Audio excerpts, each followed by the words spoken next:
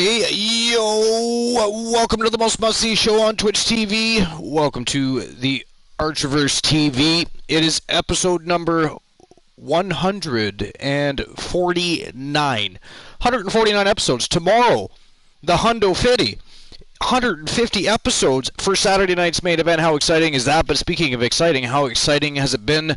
Raw is War, the Archerverse SmackDown, the first two post-draft shows here at the Archerverse. We saw titles changing hands. We saw matchups we haven't seen before. New rivalries forming. New feuds already starting to brew. It's been a thing of beauty. Tonight we have an epic 7-match card. 4 of them are championship matches. We're going to see the introduction of the brand new... We have unified 2 championships here at the Archerverse. Let me just start there for a moment.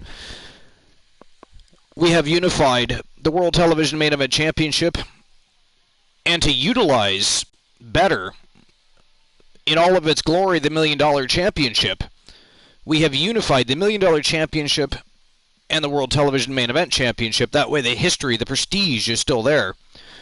But we are introducing the brand new Archerverse $1 Million Championship belt.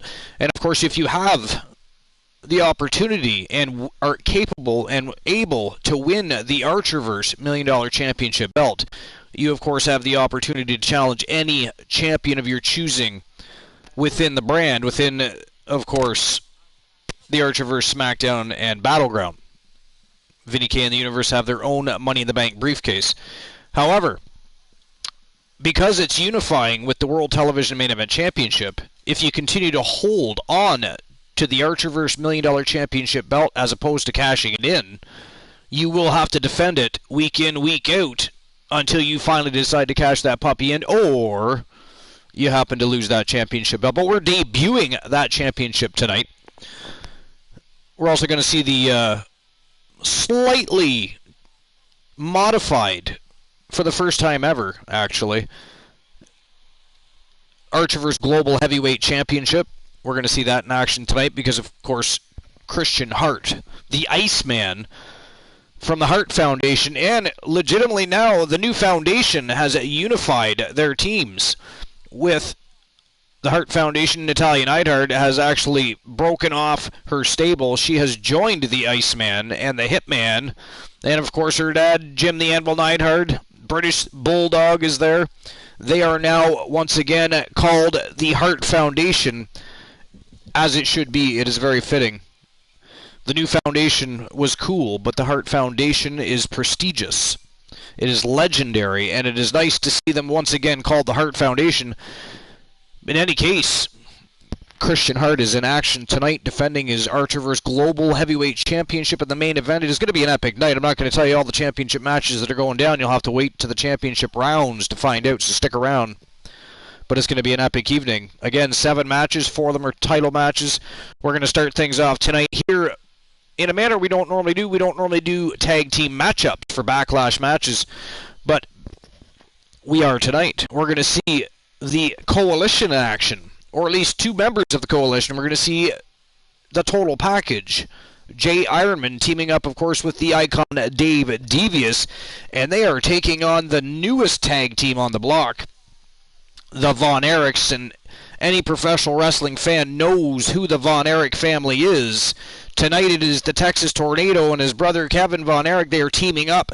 It is a #1 contendership match, and it is the best 2 out of 3 falls. That's how we're starting the night off. We're going to kick it off with a bang, and then we're going to slide right into the main card, where we're going to see 7 high-octane, badass matches. And again, 4 of those are going to be championship matches. It is night 3 of our post-draft Archerverse new era being kicked in is what's happening. Bromer, yo, crazy dude, how you doing? Appreciate you stopping by. Welcome to episode number 149, guys. Tomorrow night, it is the Hundo 50. 150 episodes of the Archerverse tomorrow night. It's kind of crazy when you think about it, but crazy starts tonight. Night 3 of the post-draft Archerverse. The new era, the new season has already been kicked into high gear. So we're going to have a great time, and we're going to get started right now. It is the Coalition versus the Von Erichs, #1 contendership for the Archerverse Global Tag Team Championships. Let's get things going. It is go time. Let's go.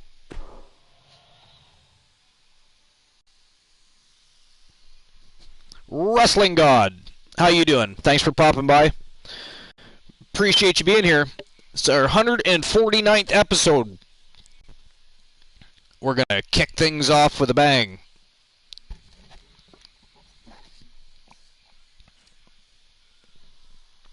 The Coalition versus the Von Erichs. Anybody not know who the Von Erichs are? One of the most famous wrestling families in pro wrestling history. A lot of people probably know Kerry Von Erich slightly better than the rest. He was the Texas Tornado.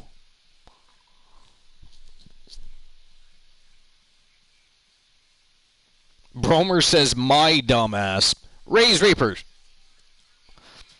Thanks for popping by. How you doing? How have you been? I haven't talked to you in a bit. How you doing? Welcome to episode 149, Raise Reapers. Tomorrow is 150. Saturday night's main event, the Hundo Fitty. But the hype and excitement starts tonight. The third post-draft Archerverse show. And if you didn't see the drafts, we did 2 nights of lottery draft, which saw superstars going from the Archerverse to the Universe, superstars from the Universe going to the Archerverse, teams switching sides. It was an epic couple nights. And this is the third show in the brand new era, the brand new season here at the Archerverse. The very first post-draft BattleGround show. And it's going to be a great night. This is just the Backlash match. We're just getting started. Introducing first, accompanied by the real deal, Elijah. And from Rapid City, South Dakota, weighing in at 245 pounds, Showtime Dave Devious. Guys, this one promises to be absolutely amazing. The icon Dave Devious has, of course, held the, formerly the World Television Main Event Championship on 3 separate occasions.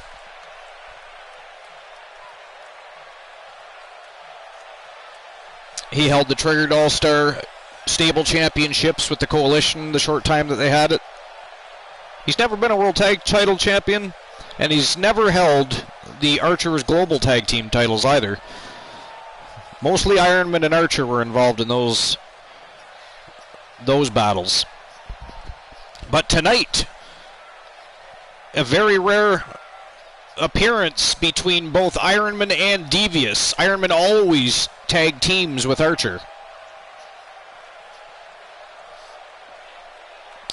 And his partner, from Windsor, Ontario, Canada, weighing in at 328 pounds, Jay, the Total Package, Iron Man. Given the participants, this match might very well steal the show, guys. Yeah, and I think you could go so far as to say it has the makings of a Match of the Year candidate. I'm here for the night. I'm going to play Hollow Knight. Nice. Well, I don't know, Raise Reapers, if you caught the 2 draft episodes, but you can always go back and watch those if you haven't already watched them. They were fantastic evenings. Not only did we see superstars drafted from brand to brand and show to show, we also had wildcard matches both nights. People got to choose any matchups that they wanted to see, and if nobody had any ideas, we created some very cool matches. It was interesting to just sit back and watch them as a fan because we didn't commentate them that night. That night was about the draft, and the wild card matches were simply for fun. There was no title matches allowed. So it was a great couple nights. And it was pretty cool to see the new rosters form because we literally emptied the rosters except for champions. And if those champions had team members, they remained on those shows. Everybody else was stripped, and we rebuilt the rosters pick by pick. And here come the Von Erichs. Kerry and Kevin Von Erich, again, from one of the most famous and infamous wrestling families in pro wrestling history. They've held many titles in many different promotions around the world. Tonight, for the very first time ever, they wrestle together in the Archerverse, on the Archerverse BattleGround against the Coalition, one of the best teams in professional wrestling today. It's almost old school versus new school. It'd be interesting to see how the Coalition adapts to the old school tactics that the Von Erichs are going to bring. It'll be these two superstars kicking it off here tonight. These superstars are about to put on a clinic in tag team competition. Devious starting things off immediately with a big side slam, but look at that. Or what? But this Seattle crowd, the Texas Tornado gets right back to his feet. He'll be singing soprano after that one. And returns with a atomic drop, a reverse atomic drop of that, but I hate that one. I hate watching the nutters. Doesn't matter if it's the Iceman delivering a nutter, Bret the Hitman Hart, or somebody delivering like Macho Man Randy Savage. Infamous reverse atomic drop. It just, it's painful to watch. It really is. And as you can see, it was effective. Kerry Von Erich still relentlessly attacking the icon Dave Devious here. Caught him with a chop. So damaging. Devious with a big back elbow to the face. Follows up with a big Russian leg sweep. Not how many times you fall, but how many times you get up.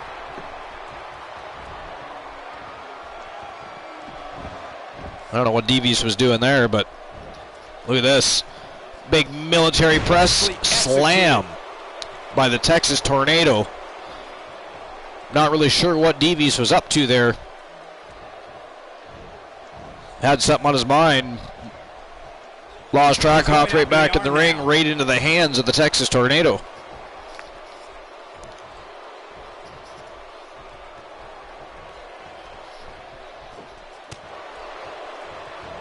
Kerry Von Erich starting to stumble. Double axe handle right across the face, takes Kerry Von Erich right off his feet.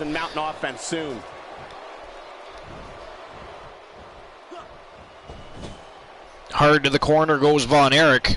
And ladies and gentlemen, we're currently being joined by the co-host with the most, our good buddy, the coolest cat in any town, in any room, in any universe, especially his own, the Coolverse. He is Christian Cool, ladies and gentlemen. What's going on, Archer? Just getting things kicked off, and Kevin Von Erich finally getting the tag coming in. Big drop kick right to the chest of Ironman, who just got into the ring himself. Big flying forearm. Kevin Von Erich on fire. Another drop kick. Takes Ironman right back off his feet. So far, this matchup has been pretty cool. It is a best 2 out of 3 falls match. Number 1 contendership for the Archerverse Global Tag Team Championships. Well, anytime you got, a respectful tag team like the Coalition in the ring with 2 of, from the biggest wrestling dynasty family you could think of in the territory regions, the Von Erichs, you expect gold. They are most definitely, in pro wrestling history, infamy as far as respected families in the business. I mean, the Von Erichs, the Harts, the Rhodes, and then of course the Maivia family, which is a grand extended family, the Samoans. Any Samoan wrestler you've ever seen, they all come from the same family. They are all related right down to Roman Reigns and The Rock. And they are bloody talented, born and bred for professional wrestling. As a matter of fact, I don't know how many of you have ever had the privilege of watching High Chief Peter Maivia wrestle, but he was an excellent performer and one of the toughest men in the business at the time. Do yourself a favor and go back and watch some old matches. They were fantastic. Also, he wasn't part of the Samoan family, but he married into it. Rocky Johnson which is, of course, The Rock's father, the Soul Man, may have been probably underutilized, considering even the time period, I suppose. Should have been a champion far before he was. I think you mentioned almost every wrestling family dynasty there except for one. I think you missed the Ortons. The Ortons, yeah, well, yeah, the Ortons definitely built a dynasty, didn't they? They still are. Yep, they still are. They're still building. Yeah. I mean, originally I would say the Jarretts, but I don't see any lineage continuing on there so far, so. No. It's too bad because Jeff and his dad were good for the business in many ways. Geniuses. Oh, looks like we lost the ref. Referee gets knocked out way too much. Look at this. Boom. Big springboard flying crossbody. Truly devastating, Cole. That is a huge opportunity for But the Von Erichs absolutely awesome. They have a tragic history, of course. Tragic family history, unfortunately, but he doesn't appear to be in a hurry to get up here. I just don't think he has the Archerverse. Here at the Archerverse, they are alive and well. And doing very well against the Coalition, by the way. Very first time tag teaming. In Kevin Von Erich's case, very first time competing in an Archerverse ring.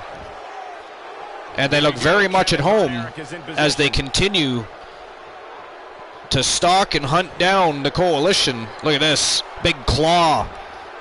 Big Texas claw. Well, let's be honest, Archer.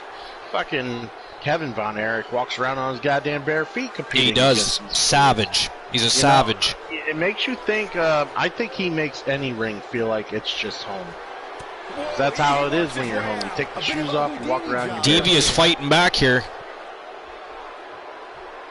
What a shot. That was the big chop to the chest. What you call getting drilled. Devious finally back in control here. Ooh, big neck breaker. I hate that neck breaker. I'm glad they do not allow that specific neck breaker. At least I'm pretty sure it's still banned anyway. That's a dangerous one. This is not the time to be a hero. To keep this match from slipping away, he needs to I mean, you're talking about the back of somebody's neck, your spine across somebody's knee. It's just, it doesn't need to be done. No quit in him.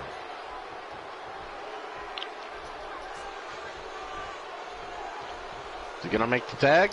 I don't know. He's having a trouble getting up here, but Devious keeps stalking him. So if he doesn't hurry up and make a tag, he's gonna get beat down some more. Here he goes. He's finally getting back to his feet, but Devious has had enough waiting.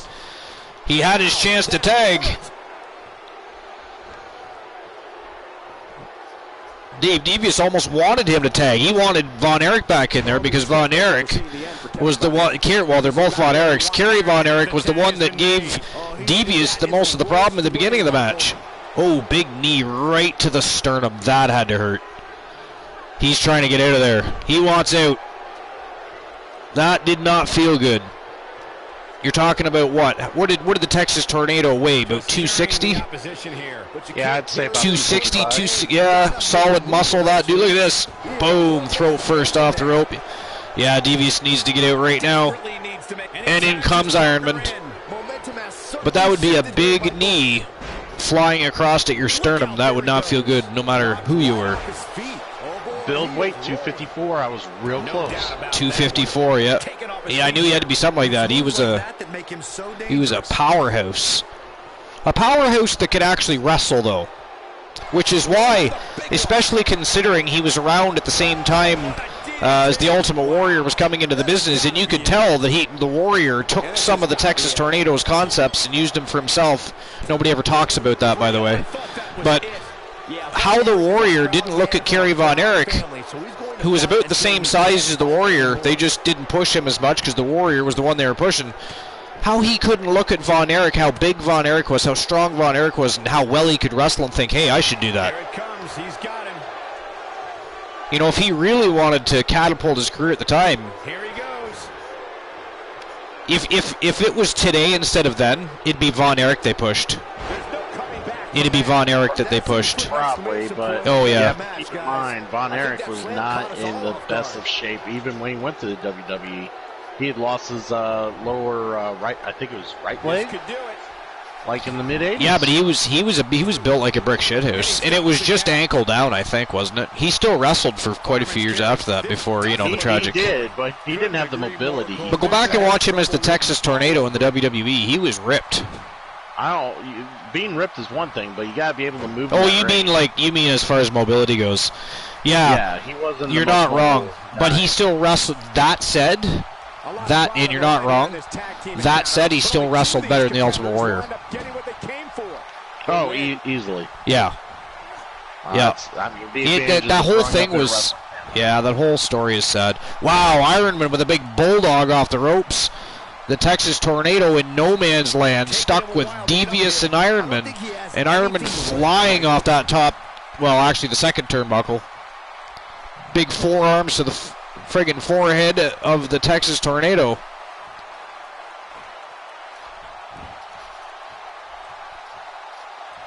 We're going to finally get a pinfall here. No, sir, Kerry Von Erich. The Texas Tornado kicks out. He feels that his storm has not run its course. He is a one-man gang in there. Oh, wow. Ooh, Ironman busted him open. Busted him open.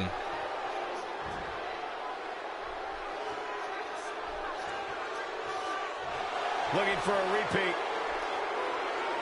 Whoa. Swinging DDT by the big man. And the Texas Tornado is bleeding all over the place here.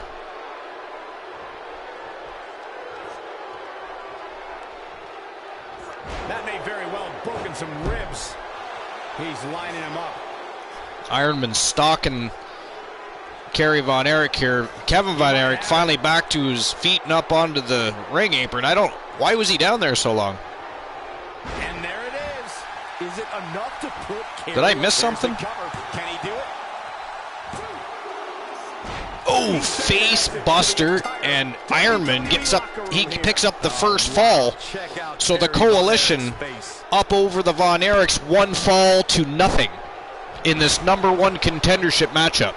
Oh, and he connects. There's no reason to lose your footing on a move like that. Come on, toughen up.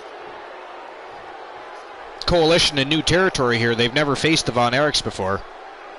They faced a lot of different teams. Von Erichs have performed well here tonight, but Ironman and Devious seem to be meshing pretty well here, even though they don't tag team together too often. When it comes to tag teams, that's the most important thing. If you can't click with your partner and sell your partner and vice versa. Can overcome all this punishment and win. At this point, he has to be thinking to himself. You have to be able to work like a well-oiled machine. Wow. Kevin Von Erich deemed pretty much useless there by the end of that matchup. Like, the Texas Tornado pretty much was forced to carry that match on his shoulders the whole. I mean, in the beginning, it looked like Kevin Von Erich was going to be the hero of the match. Looked, he was doing very well, and then things started going south for him. Kevin and then Kerry Von Erich pretty much carried the rest of the match on his shoulders, and got pretty much left alone there with the two savage wolves from the Coalition. So not a great debut. I mean, they looked great at times, and let's face it, it is the Coalition. I'm not going to say that they're going to just lose to any team on the roster, but tonight they just were not good enough as a unit in their debut matchup to defeat Devious and Ironman. Nice win. Gotta be happy. What are your thoughts on that match, Cool? Wow, I can't believe the amount of punishment that had to be inflicted in order for those shoulders to stay down for the 3 count. Hope you set your DVRs, folks. Cool has left the building. Match is worth going back and watching again. Bromer, ban leaving the building without permission.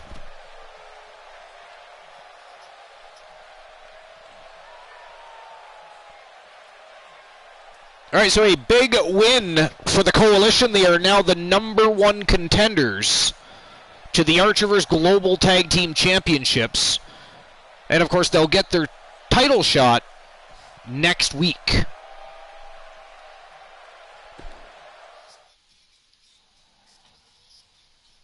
That's a fantastic way to kick off the night. Episode 149. The most must-see show on Twitch TV. We are the late-night place to be. But God damn it, Archer. I'm tired of all these technical difficulties. I thought you got this shit straightened out with Monkey Prime. I wasn't aware that your end of the technical department was up to me for maintenance and or finding maintenance for. But I can always send Prime a message, say, yo, what the hell are you doing? Hey, yo. Hey, yo. Oh, I'll make it up to you. All right. Here, just to make you feel better. Ooh, dropping tiny little beautiful gems all over the floor. You know, that can be a hazard. I mean, if people walk into the chat and happen to slip and fall on said... Look at that. We've got some supernatural pudding saying hello and good night. Supernatural pudding. Yo, Vanessa. How you doing?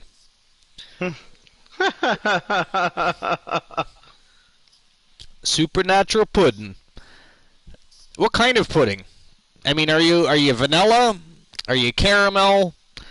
Are you chocolate? Are you a little bit of both? Because chocolate caramel can be tasty. I don't mind strawberry banana, but banana, just straight up banana, or you know what would be good? How come they don't make chocolate? That banana would explain why I haven't been all about it in the last couple months. I mean, how come they don't make a chocolate banana? Can somebody explain to me why that doesn't... Yo, Vanessa, have you ever made a frozen pudding pop? Banana's actually a very good flavor to do that with. Just use a plastic spoon or go to the dollar store and pick up some popsicle sticks, but just slam it through the top of that pudding cup and stick it in the freezer for about a half hour. I mean, those are the cheapest... I mean, they come in 4s, right? So that's the cheapest 4 treat you'll ever buy in your life. Delicious. Frozen pudding pops. You heard it here at the Archerverse. If you haven't ever heard of it before, I have enlightened your life. You are welcome. You're a fucking cheap treat. I'm very expensive, sir. No, not that I've heard. Vanessa says, years ago I did. That does sound good now. It's fantastic, and it doesn't take long to make. And kids love them. And I mean, like I said, what's it cost? $1.50 for a pack of 4 pudding cups, right? Slam those puppies in the freezer, and you got yourself $1.50 for 4 frozen treaties. It's yummy. You know, and a healthy treat. Homemade pudding. And homemade pudding's the best because it's made with the real deal, not me too. Yeah, years. Me too, because even the powdered shit you buy on the shelf is not making homemade pudding. That's just making just making the same crap they put in a pudding cup already for you for $1.50. And probably makes about the same amount, by the way. Sounds about right. Bromer, what kind of pudding do you like, Bromer? And have you had a frozen pudding pop before?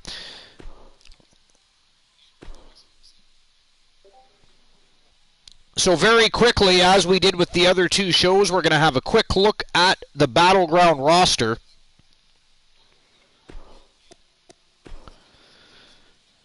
So we start things off. Ignore Adam Colossus. He is simply there because we have not awarded the Archerverse Global Tag Team Championships to a new team yet. That is happening tonight. Oh, Coolio.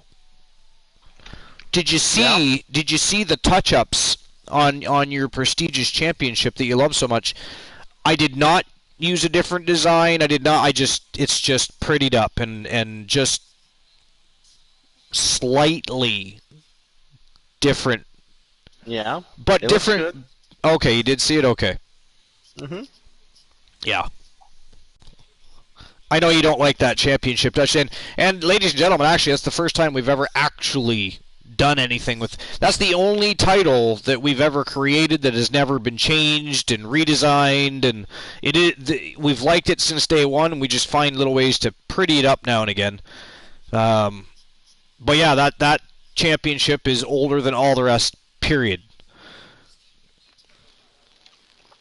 All right, so we have Adam Kolashis up there. He is now part of Raw is War with Johnny Braddock. They were traded by Team Christian Cool the first night of the draft, I do believe. So that they are simply here because until the new champions are crowned, technically they are still the Archerverse Global Tag Team Champions. We have Alexa Bliss that joined BattleGround. That was a kick-ass pickup. That was Coolio that we scored her from Team Vinny K. Alicia Fox, of course, came with her. Alondra Blaze. Apollo Crews. Ashley Marie, who is, of course, part of this roster as well as the Archerverse SmackDown roster because, well, first of all, you can be part of both rosters on the same brand anyway, but she is the one half of the Archerverse Global Tag Team Champions, as you can see. We have Asuka, also a huge pickup for the Archerverse. We were quite happy to score Asuka. Uptown B. Henry, he is one of the three from the place to be, Trigger Talk TV. If somebody could drop the link, the exclamation point triggered command, please and thank you. We have Bam Bam Bigelow, Baron Corbin, the Big Boss Man. We have Bo Dallas. We also have his big brother, Bray Wyatt. Of course, we have Bret, the Hitman Hart, the Brian Kendrick, even though you're probably reading the Brian Kendrick.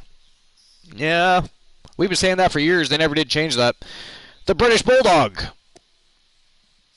Brock Lesnar, who, of course, returned to action here at the Archerverse just a couple of weeks ago, and he's challenged everybody on the roster thus far and had a very successful return. We'll have to keep our eyes peeled on the Beast Incarnate. We have Brock Maximus. Brutus, the Barber Beefcake. Carmella, Cedric Alexander, Charlotte Flair, Marvelous Charlotte Knight. We have Chase Coleman. Of course, we have the Iceman Christian Hart, the Icon Dave Devious, the Rocker David Valentine, the Real Deal Elijah Archer. We have Eric Rowan. Goldberg joined the Archerverse. We have Goldust. Hideo Itami. We, of course, have the total package. Jay Ironman, part of the Coalition. We have JBL. That was an exciting signing for BattleGround as well. I remember being particularly excited about that one when Christian Cool drafted JBL, John Bradshaw Layfield, the longest reigning SmackDown champion in history, to BattleGround. That was cool. We have Jim the Anvil Neidhart. Johnny Braddock, again, he's only on here because they have not fully relinquished the Archerverse Global Tag Team Championships. Team the Turret Man decided they were going to hang on to the singles championship that they fought so hard to win. They figure they can win another tag team championship anytime they want. So they relinquished the top tag prize in the entire business, just saying, to join and jump ship, ladies and gentlemen, over to Vinny K's universe, where they're going to run wild as demolition in both the tag team division and, of course, singles competition. We have the great Joshua Dabbs from the Bluewood Boys. We have Kane, the Big Red Machine. The villain of the Archerverse, Kareem Key Woods. The Brotherhood, Carl Anderson. We just seen them in action with the Coalition. It is Kerry Von Erich, the Texas Tornado. His brother Kevin Von Erich. Luke Gallows. I gotta read. Look at this. Carl Anderson's goal. Win tag team matches. Show everyone that Gallows and Anderson runs the place. Luke Gallows. Time to leave Carl Anderson behind. Well, folks, I guess we know what Luke Gallows has planned in the near future. That is funny. That is hilarious. Anyways, Mankind. We have The Glow, Naomi, Perfect Page, Reese The Voice Williams. We have Roxanne Ramirez, Sheamus, Shinsuke Nakamura. We have a man called Sting,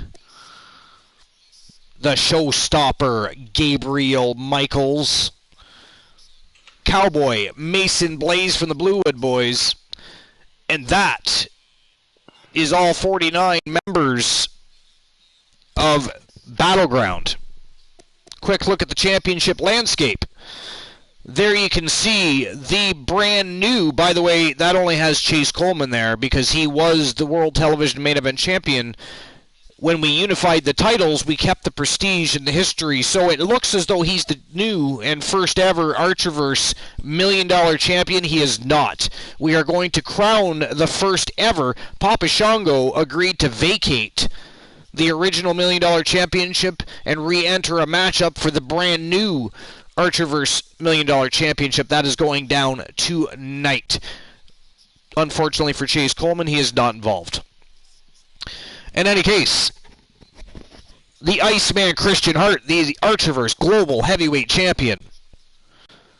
The Archerverse $1 Million Champion, do not have one as of yet. It is vacant until later. The Archerverse World Women's Champion, and currently the only person holding still, anyways, for the time being,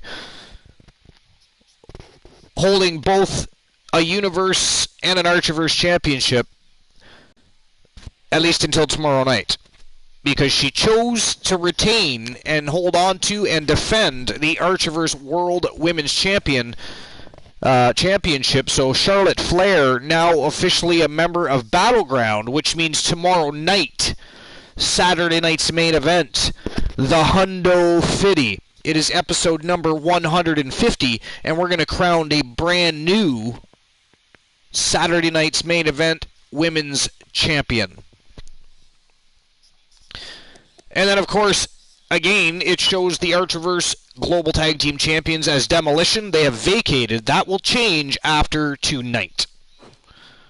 So here we go. It's time to get the ball rolling. Time to get to the squared circle. The action. Get things rocking and rolling. It is time for BattleGround. It is go time, Christian Cool. Go time indeed. Let's go.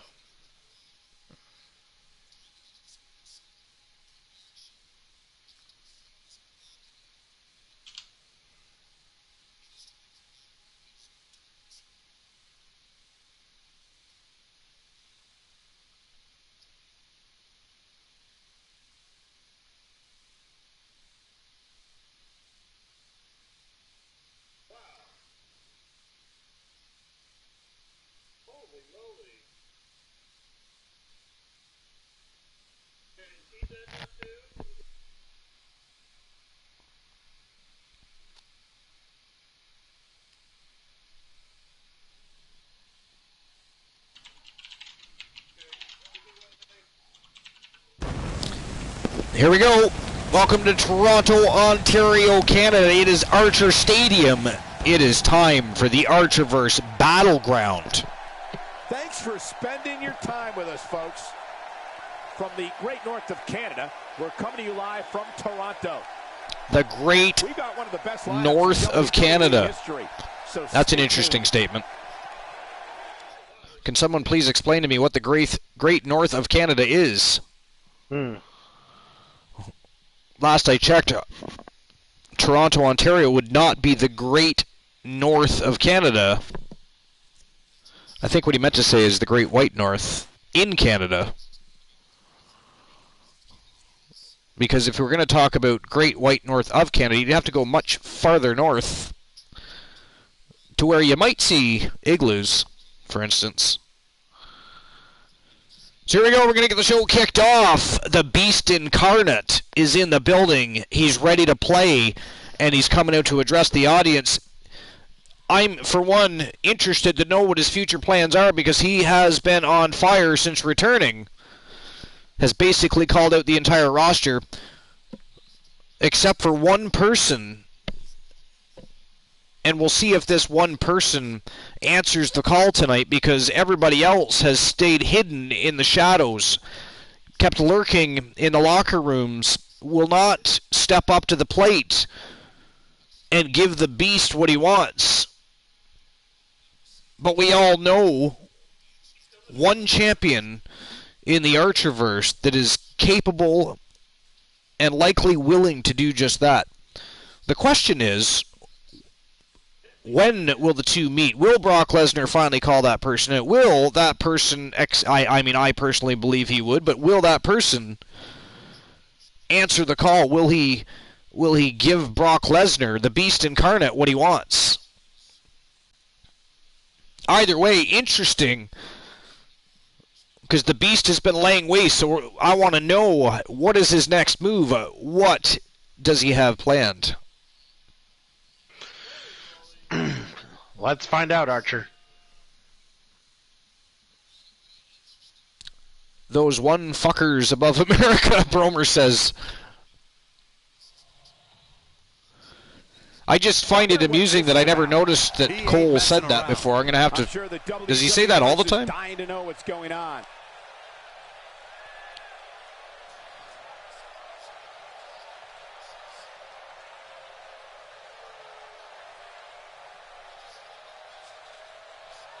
The Beast Incarnate.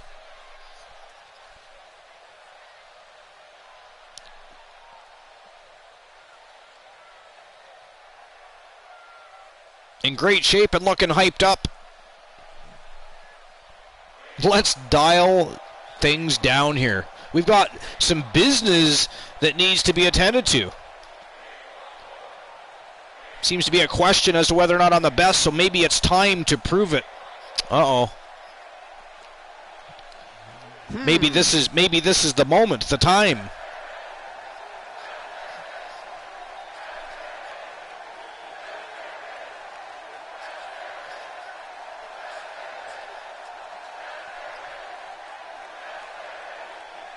He wants to slap somebody in the face.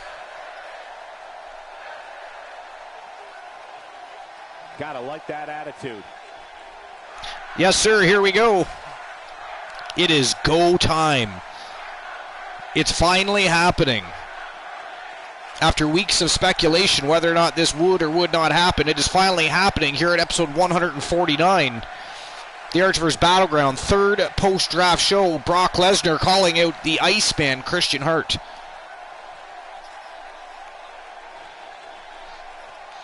Of all people that call out Christian Hart, it had to be Brock Lesnar. Brock Lesnar. I, for one, am intrigued, however. He looks the guy's a focused punk. and ready to make a point. Look at the look on Hart's face. He looks a little surprised himself, but at the same time focused. He doesn't look like he's... You know, sometimes when Brock walks into an arena, it doesn't matter who you are. Look at Roman Reigns the other night. You get a little starstruck. You get a little bit of awe when he walks in. He is a beast, a mammoth of a man that can hurt you. But the Iceman, no intimidation factor here. Took him mere seconds to answer the call of Brock Lesnar. Mere seconds. One of the most popular superstars in the WWE, no question.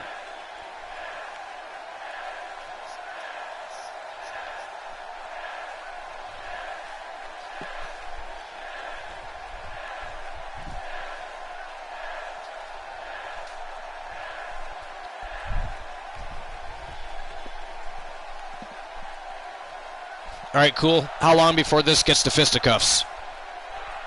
I can't imagine it being that long. I'm pretty sure Brock wants to just beat the hell out of Hart right now.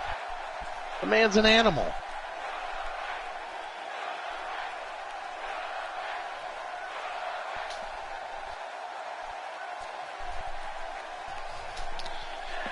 Well, they do call him the Beast Incarnate for a reason. That is for certain. The Iceman, though, I mean, look at what the Iceman is capable of. In his own right, he's an animal, a beast in his own right, in my opinion. Just saying.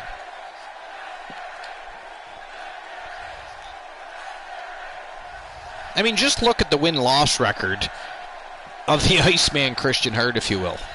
If you're to go back and look at that, you will be in complete awe. And even the losses he had, against who or whom that he lost, that doesn't even begin to describe the blood. You can automatically just strike them off the record because it doesn't hurt your resume. Right.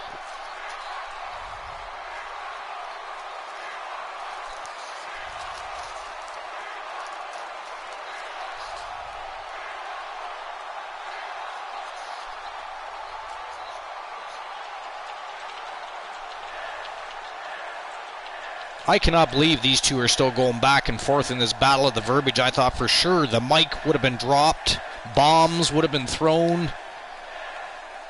What is happening here tonight? I mean, do these two have some sort of strange respect for one another that I don't know about? Arrogance is not walking a fine Since line. when is Lesnar ever interested in a conversation about anything other than where and when? You know what I mean? Yeah, I hear you. Maybe he's just being cautious. I mean, he has to know by now. He's been watching before he came back. He knows what the Iceman's capable. He knows what he's been up to and knows what he's in store for. He's got to be very careful because one, doesn't matter the size difference. Doesn't matter the power difference. One slip up. I mean, that's how the Iceman gets you. He just waits. He's stone cold about it. He just waits for you to slip up and he strikes. That's about as good as it gets. The WWE Universe is behind that statement. No doubt about that. No fisticuffs, no brawling at all happened during this battle of the verbiage between the Iceman Christian Hart and the Beast Incarnate Brock Lesnar. Very irregular. Who would have ever thought that would happen? Not in a million years. They just talked. They just talked. They should have been sipping tea together for all I know. That was the strangest happening in some time. What in the blue hell was that about? Yeah, I have no idea. Very weird. And we're starting this card off. And here we go, the first matchup of the night. This is an Extreme Rules matchup in the women's division. This is a non-title contest. We have the Trailblazers giving Alexa Bliss and Carmella an opportunity. If they are able to defeat the champions, they will give them a championship title match next week. So this is going to be a fantastic match between two of the very best women's tag teams on the planet. It is the Blondes versus the Trailblazers, and it is going down right now. And what do you think, Christian Cool, of this super successful tag team, the Trailblazers? To be fair, Marvelous Charlotte Knight has been around for some time, but Ashley Marie, still in her infancy in the company, but yet already had so many epic matches and already created herself a legacy. And the fact that they're tag team champions, what do you think of Ashley Marie? I mean, she is definitely someone that the crowd gets behind. And she, my God, she is astonishing in the ring. Definitely someone who's picked it up quick, picked it up fast, and she's going to be successful for quite some time. Speaking of astonishing, the fact that the original Trailblazers, Roxanne Ramirez and Marvelous Charlotte Knight just kind of amicably split. I mean, Roxanne has even left the Trailblazers altogether. She is now completely on her own. She's running solo. The Trailblazers only consist of Ashley Marie, the Diamond, and Marvelous Charlotte Knight. That is it. And, I don't know. That whole happening was kind of strange too, right? Well, sometimes people need to strike out on their own. You know, sometimes, you know, to be your own person, you gotta do it on your own. You can't rely on other people for help. You can't let other people define you. You gotta do it on your own. I mean, to go from being multiple tag team champions with Roxanne Ramirez to now already becoming tag team champions with the Cool Wave. With Ashley Marie.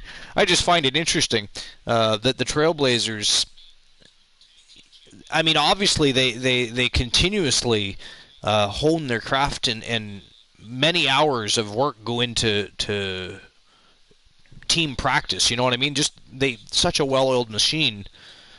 Like I said, Very Roxanne. well-oiled. Yeah, well, Roxanne Ramirez and Charlotte Knight were the two originals, right? So they were the ones that worked together the most. But Ashley Marie already fitting into the mold, already being led well by Charlotte Knight. It's interesting. Well, and it's all about okay. Ashley Marie is also, let's not forget, we got to pay due to the one of the new queens of the ring. She's also the Archerverse SmackDown Women's United States champion. That she is. All under the tutelage of Marvelous Charlotte Knight thus far. But some people develop chemistry much quicker than others. Sometimes it's just a spark of awesomeness that happened between Yo, Sidell, how you doing, my friend? And, you know, that's what we're experiencing with these two in the tag team division. All the way to the ring, Alexa Bliss and the Princess of Staten Island, Carmella, the Hollywood Blonde. Here she comes, Little Miss Bliss. The Hollywood Blondes. Calling her that, Cole? For some reason, it just sounds a little less cool coming out of your mouth. Cool, they're spitting out the word cool there. You should reprehend them. Oh, they'll be fine. You know, I'm sure they don't mean it, because they don't know better. How dare they say those words? How dare those words come out of their mouths? They do not know of cool.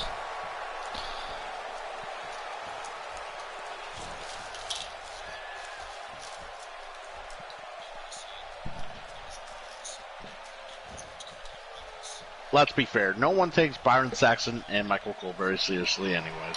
Fair point. We're fine. Well played. And their opponents, the Women's Global Tag Team Champions. Yeah, they are most certainly the reigning, defending, undisputed Archerverse Women's Global Tag Team Champions. Give them their proper adieu. Guys, we're getting the night started with an amazing matchup here. You're absolutely right, Cole. In fact, I don't think there's a better way to start this night than with this match right here.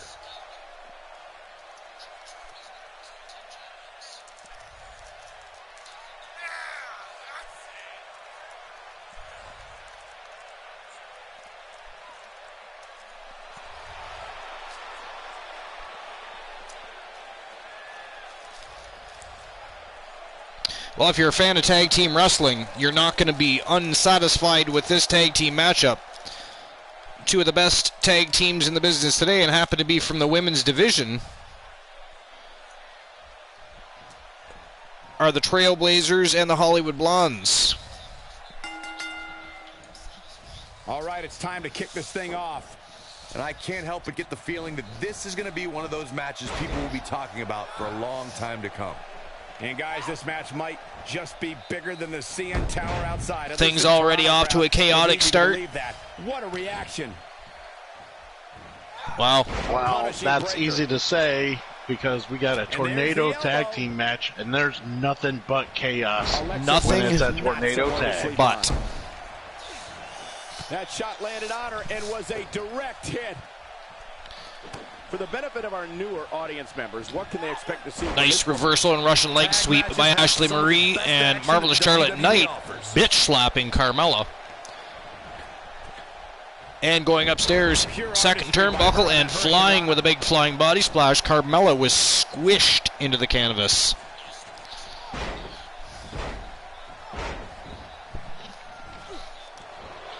I asked Charlotte Knight one day why the hell she bitch slaps people so hard, and she told me, well, I want them to make sure, I want to know for myself that they're really there. I'm like, that's funny. At this point, I think it's fair to call into question her preparation for this match. She's Preparation. clearly being outclassed right now. How dare he speak of Ashley Marie in such manner?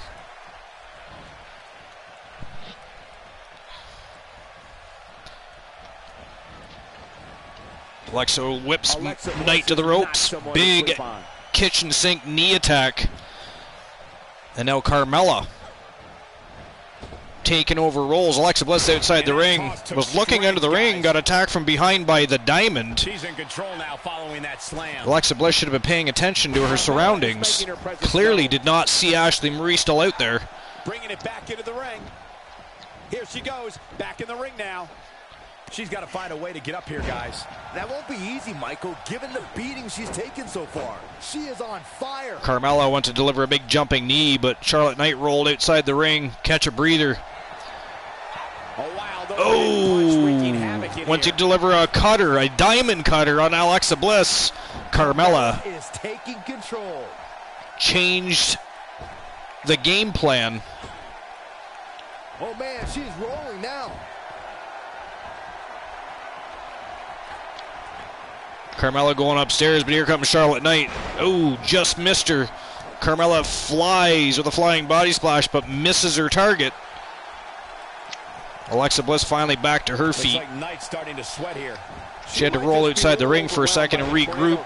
Goes right after the Diamond. Falling neck breaker to Ashley Marie. Carmella covers up Charlotte Knight, but a kick out. I have to say, the Blondes are putting up a good fight. They are putting up a very good fight. This. So far, this is a great matchup.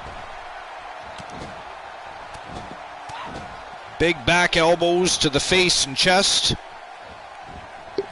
Ashley Marie finally getting back to her feet.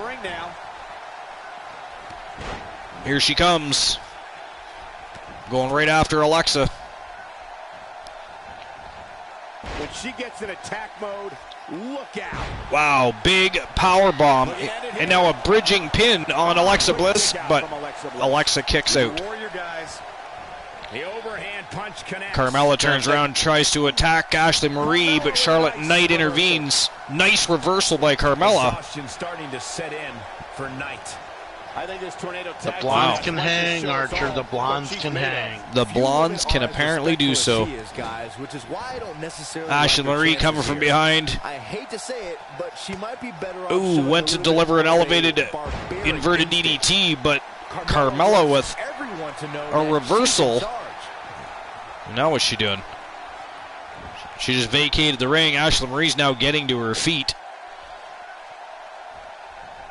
That's a recipe for nonsensical, because now both members of the Trailblazers back to their feet.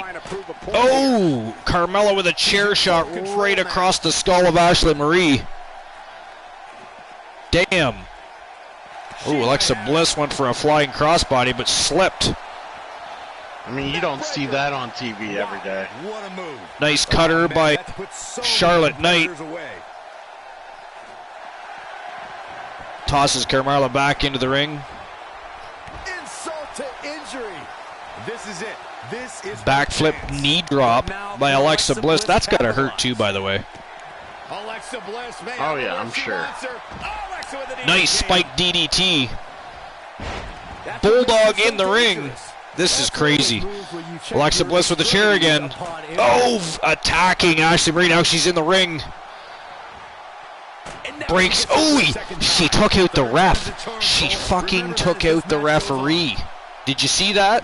That was intentional. You had absolute savagery. And again with it. Man, she is What the hell is going on here? Alexa Bliss is become the female chairman of the ring. Ashley Marie breaks up the pin. Look at Carmella stalking Charlotte Knight. Shoulders here, and it could be a long way down. The Diamond. Ooh, drops Alexa Bliss throat first on the rope. Whoa, Carmella with a submission attempt, but Ashley Marie breaks it up, and now she goes after Carmella. And here we go, Diamond Cutter. Diamond Cutter. What's this? She's going. She's showboating. Not the time for showboating. Carmella's getting back to her feet there. Ashley Marie stalking though. And Marvelous Charlotte Knight getting back to her feet again. Carmella with a retaliation, but a flying crossbody takes out Carmella. Ooh, drop toe hold, face first into the canvas.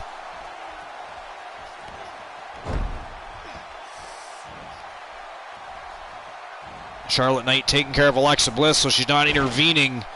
Looks like Ashley Marie getting ready to take out Carmella. End the evening. Oh, Carmella rolls outside the ring. Yeah, she's getting after it. Now Alexa in there by herself with both members of the Trailblazers. The Blondes Crazy. are going to have to sync up and kind of work together on a more even basis if they're going to... Jesus Christ. The Diamond with a spear from hell on Alexa Bliss just about broke her in half. The end may be near. Incredible. Big powerbomb Pim. Bliss is out of it, guys. But Carmella back just in time to break up the pin. She's struggling big time here, guys. Of course she is, Cole. She's getting destroyed. That ref seemed pretty slow to the count. Carmella doing her best to take out Charlotte Knight here. Ooh, and Ashley Marie dives across and takes out Carmella. Getting back up here. As you would expect, given what she's been through here tonight.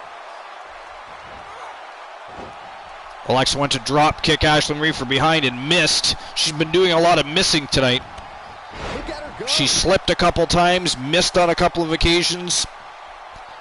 But now the Blonde's back in control here, at least for the moment. Nice Hurricanrana. The Blondes all by themselves in the ring with Ashley Marie and Carmella with a chair. Look at this though. Oh, from behind. Ashley Marie ignores the chair shots. Wow, savage. Big elbow in the face from Carmella though. Did you see that though? Ashley Marie took a chair shot right in the kidneys.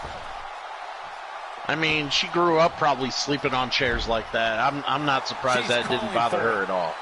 Right in the kidneys though. Just to mount an attack on Alexa Bliss anyways. And then she got attacked by Carmella. Carmella with a submission attempt here. Charlotte Knight breaks up the submission hold. Alexa Bliss from behind though.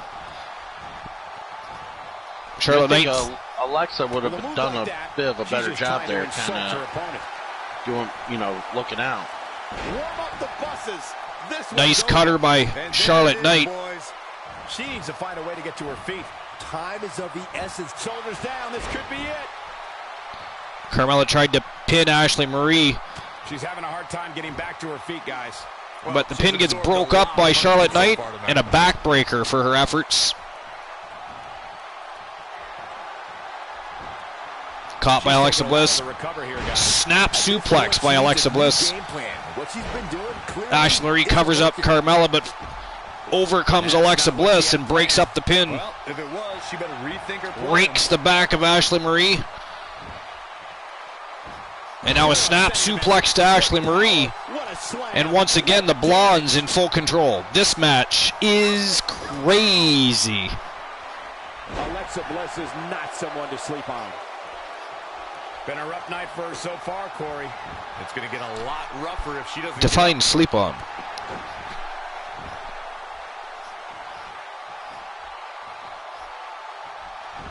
It could be over here.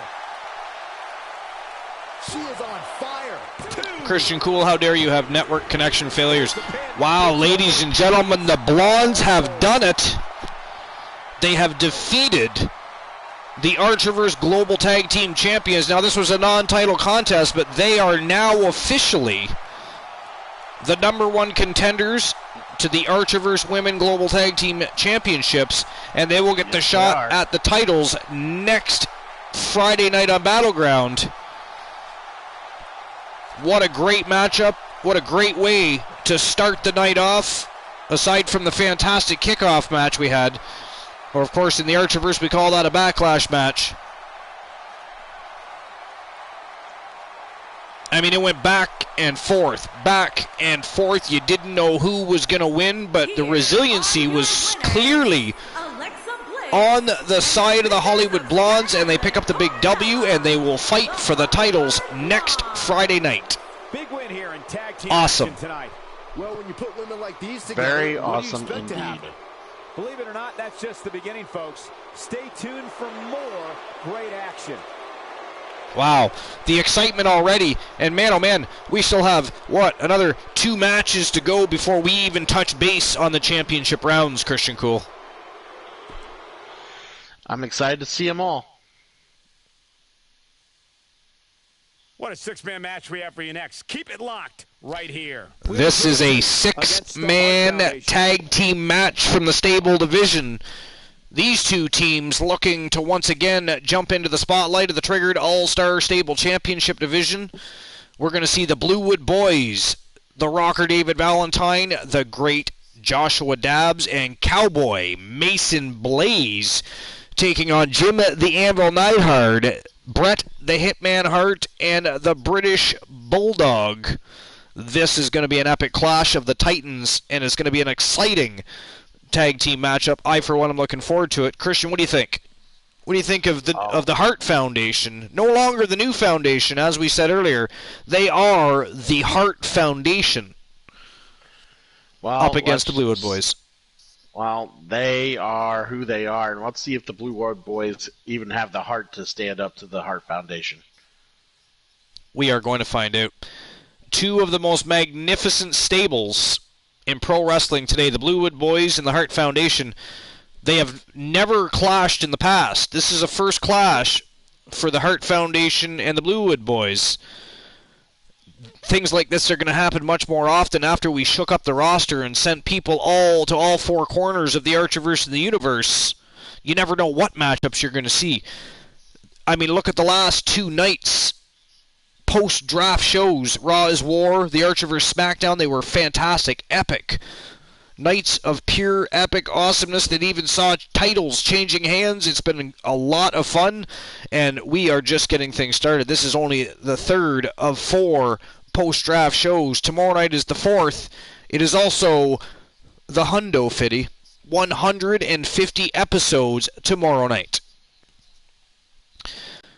So, Christian Cool, while these gentlemen make their way to the ring, I'm just going to take a short bathroom break and grab myself a drink because my throat is getting just a little bit dry.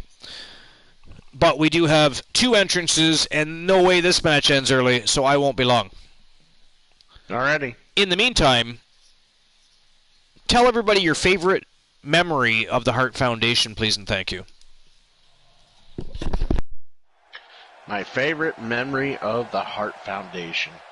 I would definitely say one of my favorite memories was probably a more recent time because I had to go back and watch the pre-Attitude Era. We're talking late 95 into 97 WWF content. I had to go back and watch all that because I didn't get to watch all that when I was younger.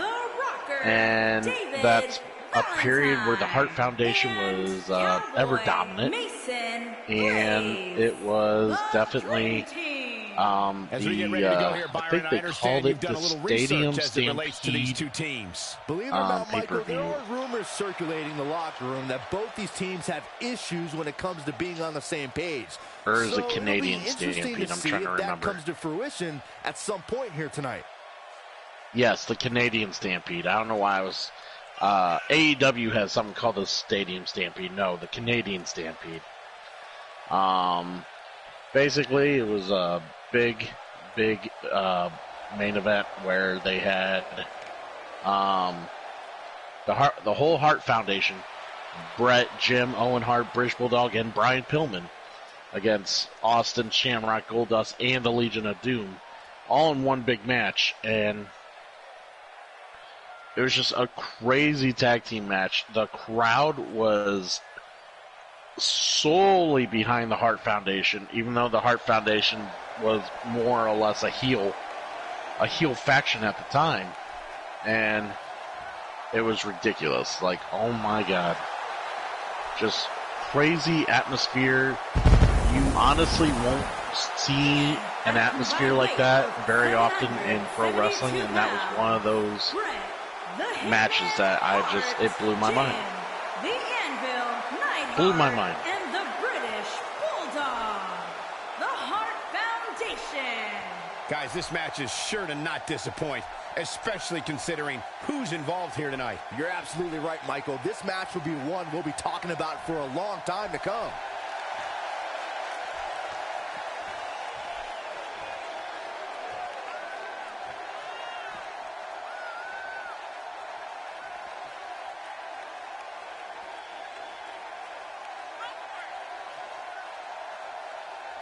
It's a shame they don't have Brian Pillman on this game, because Pillman was definitely ahead of his time, and definitely someone who was a must-see. You must always watch Pillman, because Pillman would have done something. There's a lot of FOMO when it came to Pillman. Like, if you didn't watch, oh my God. Next day, Pillman, like, you'd find some ridiculous, like, headline that involved Pillman. And all right, it's time to kick this it's thing a shame off. that they don't Settle in, have guys. him on This is game. going to be a blast to watch. And I don't think I've heard a Toronto crowd this He loud was since on we were some in of the Dome earlier for titles. WrestleMania I do 18. remember that much. But I don't know why they don't have him on these newer releases. Man, Bret Hart, what offense. I have returned. I have a question. Yes. So why? I know Brian Pillman was on some of the earlier releases of the 2K series. Okay. Why did they quit using him? I don't know. Actually, I don't know if it has to do with his son now being in the business and touring with the different promotions, and they're trying to There's the suplex. keep that family under the down low for now. I mean, Brian here's the thing. I don't know if anybody remembers, but Brian Pillman has made it clear that he wants to eventually wrestle at WrestleMania. Check out Bret Hart's offense. So, We're talking Brian Pillman Jr., right? yeah, well, obviously. Yeah, okay. I mean, if Brian Pillman shows up at WrestleMania, I'm shutting that shit off. I will not watch that show. Matter of fact, I may never watch that show ever again. Why is that? Because that's the equivalent of just getting ready to move into a new home, and you walk through the door, and the house says, "Get out." And you move the fuck in and stay. He's taking some I want no part of I that. think it's safe to say that the I take the zero six-man tag team match is exactly what we on expected. paranormal activity being involved in a wrestling event or in a house. Did we agree to team with this guy? It is unnecessary. It is not. I can't do it. Is that his gimmick? Well, it would be, considering Brian Pillman passed away how many years ago? Okay. I thought you were still talking about Junior. Oh, no. No, Junior can wrestle all he wants. He's actually a fantastic wrestler. Which is crazy, because I recently watched that Dark Side vid on Brian Pillman, and he grew up a nerd. Yeah, I know. That was interesting. He wasn't really athletic. Didn't really like he was more of an introvert. Played a lot of video games growing up. He had a hard life dealing with his stepdad after Pillman passed away. Wow, the Anvil kind of walked right into a suplex there from the rocker David Valentine. But yeah, that was a fine watch. It'd be nice when they put all those on Hulu finally. Yeah, that I'm would be. actually having to watch them on Daily Motion. The Anvil with a big slam to the rocker. A little bit of payback. Check out Jim the Anvil. Well, the Anvil making the rocker feel rocked right now. The rocker got rocked in his own corner. And the Anvil not intimidated at all with the fact that he's in no man's land where they could at any point intervene. He continues to go to work on the rocker. That he does. Valentine on his heels a bit here. Already on Valentine. The superstars he's up against won't back down at any point during this match. Hey, you're going to get hurt in a match like this. That's just the way it is. Big power bomb to the Anvil. I think if I was David Valentine, I would tag out right now. Wow, big flying body splash. I guess the rocker's not done. Well, he had to stage dive onto the Anvil. Now, maybe he's playing a tune. He's playing a tune. They say rockers come and go, but musicians never die. Here comes Bret Hart. Game changer right there, Michael. Big flying elbow. And a clothesline. And another. Ooh, batted off. But Bret Hart clotheslines him right off his feet anyways. Looked like the rocker was going to retaliate. Well, I think the rocker's going to regret not tagging out earlier. He's also going someone pressure. He's also going to regret not retaliating just a little bit quicker there.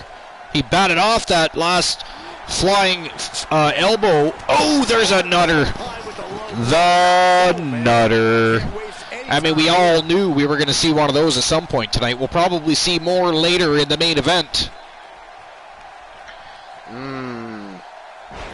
Oh, tearing away at those hamstrings of the rocker. I bet you he really wishes he had a tagged out earlier. See, Bret Hart is quite the technician when it comes to handling of the jewels of the family and the surrounding area. He definitely keeps the crown jewels firmly in his grasps. Oh, yeah. So to speak.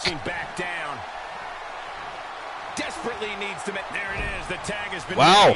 Finally tags out. In comes Cowboy Mason Blaze. Yeah, and I think he might have slipped a little, too.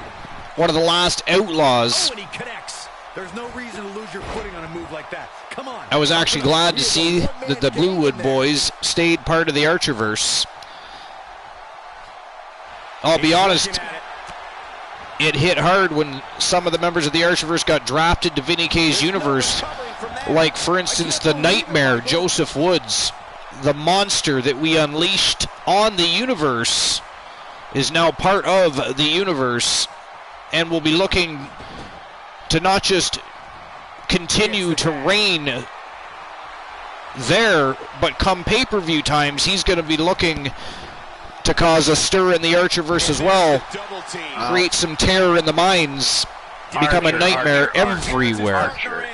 You need to quit crying over spilled milk. So what? Let Vinny K have it. He's not that great. He's overrated. Overrated? Yeah, he's way overrated. He's not that good. There's a reason that we were happy that, Vinny K got him and we didn't. I don't think he's a right fit for the Archerverse. But he's beaten everybody, including Christian Hart. That's probably why he's not the right fit for the Archerverse. if he can beat Christian Hart, they gotta go sign a new contract elsewhere. We wish you well in your future endeavors, but if you're going to go to the lengths of beating Christian Hart, you must sign elsewhere. You must wrestle elsewhere. Yeah, pretty much. Nobody can be on top above. Cracking Skulls invading the compound and hosting the Archerverse, episode number 149. The Archerverse Battleground. Bromer laughing. Oh, well, Cracking Skulls is here. And he did not like the overrated comment. Woods is overrated, so Cracking Skulls, depending on how much of the conversation you heard, Team Christian Cool, a full-blown shots fired suggests that the Nightmare Joseph Woods is overrated and not that good. This could end it in a hurry. And Kraken Skull's redeemed a tree of woe. He wants you to deliver it to me, sir. Cool, you fuckface. I was in the middle of a fucking good and genuine rant earlier, and you had to fire off the cool wave early before we even had an audience to enjoy it. That is supposed to be enjoyed by the Army in moments of hunger, at times where people are visiting the concession stands, so the infamous and very famous cool wave is heard by all. You fuckface. You triggered it off too early. I apologize, Archer. I have a rebuttal. Maybe if nice. We didn't have to, if you didn't have to do 3 kickoff matches, maybe we would actually get some 3 kickoff matches. Wow. So, ladies and gentlemen, Team Christian Cool is suggesting that no matter which show you're a part of, if you're not in the championship round, you're just really not all that good.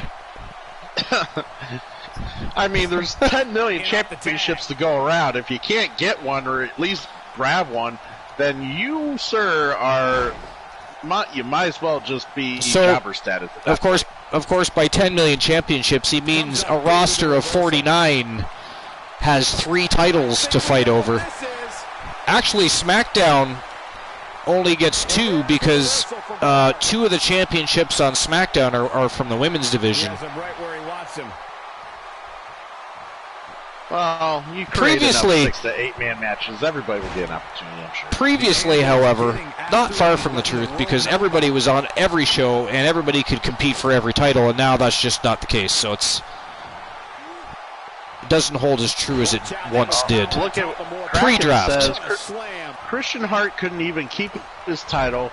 Cried when he lost to Christian Cage. Christian Cage felt sorry and gave it back to him. Gave it back. You know what? Actually, he kind of did. You know, when people feel sorry for me, I prefer that they do it laying on their back for at least a 3 count. Just saying, Kraken says. I wouldn't be surprised if we see a high wire act next. Hey, Bromer, did we ever unban Glenola? I think he's not feeling well tonight anyways. He messaged me earlier and said he probably wouldn't be on the show at all. That's too bad. I told him if he felt up to it to at least jump in the chat at some point. But yeah, I guess he's not feeling well tonight. Lots of that going around nowadays. Nobody can take the belt from the Nightmare. Well, so far that holds true. I mean, he's had some very impressive wins. It's actually quite scary. I mean, the Nightmare... Yo, Flashbang! How you doing, my friend? Thanks for stopping by. Episode number 149 tonight. This is the Archiver's Battleground. It's our third of 4 post-draft shows. Last week we had 2 epic nights of draft where we saw superstars being traded from show to show.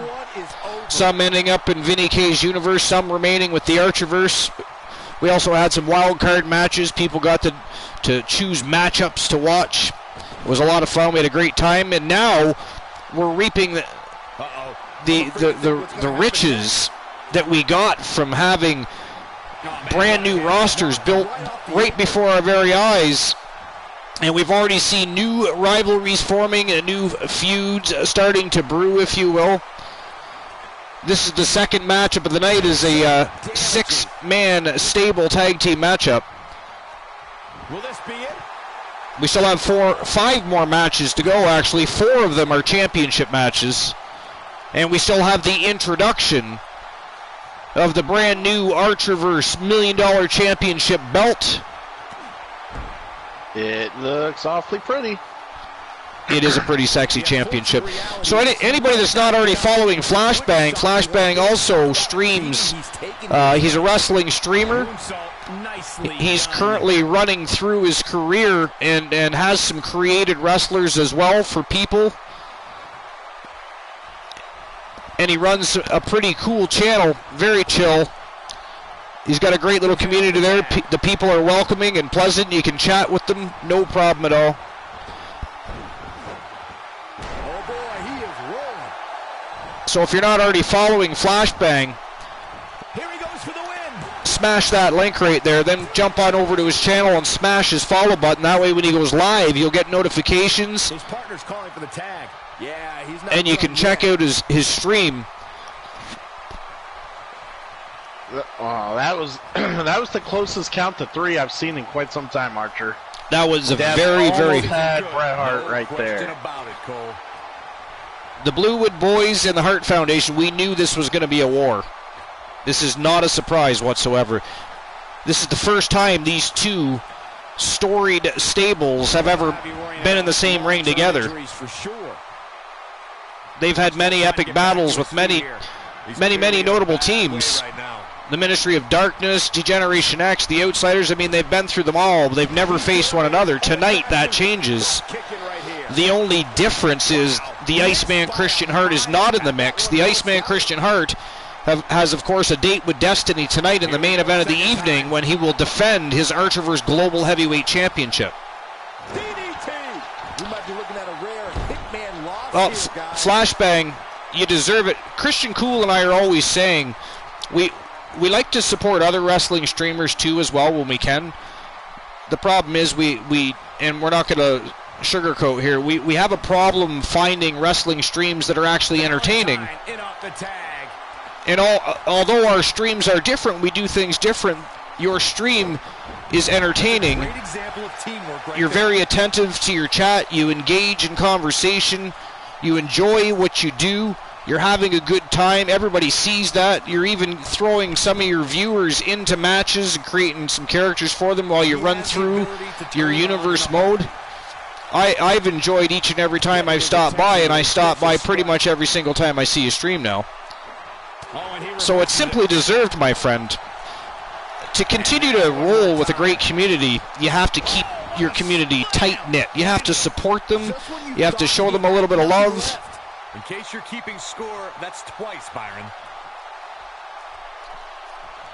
So again, if you're not already following Flashbang, you could do me a favor, a personal favor, and make sure you smash his follow button. That way you get a chance to see his stream when he goes live because you'll get notified. And Kraken is talking about shrooms. This might be it.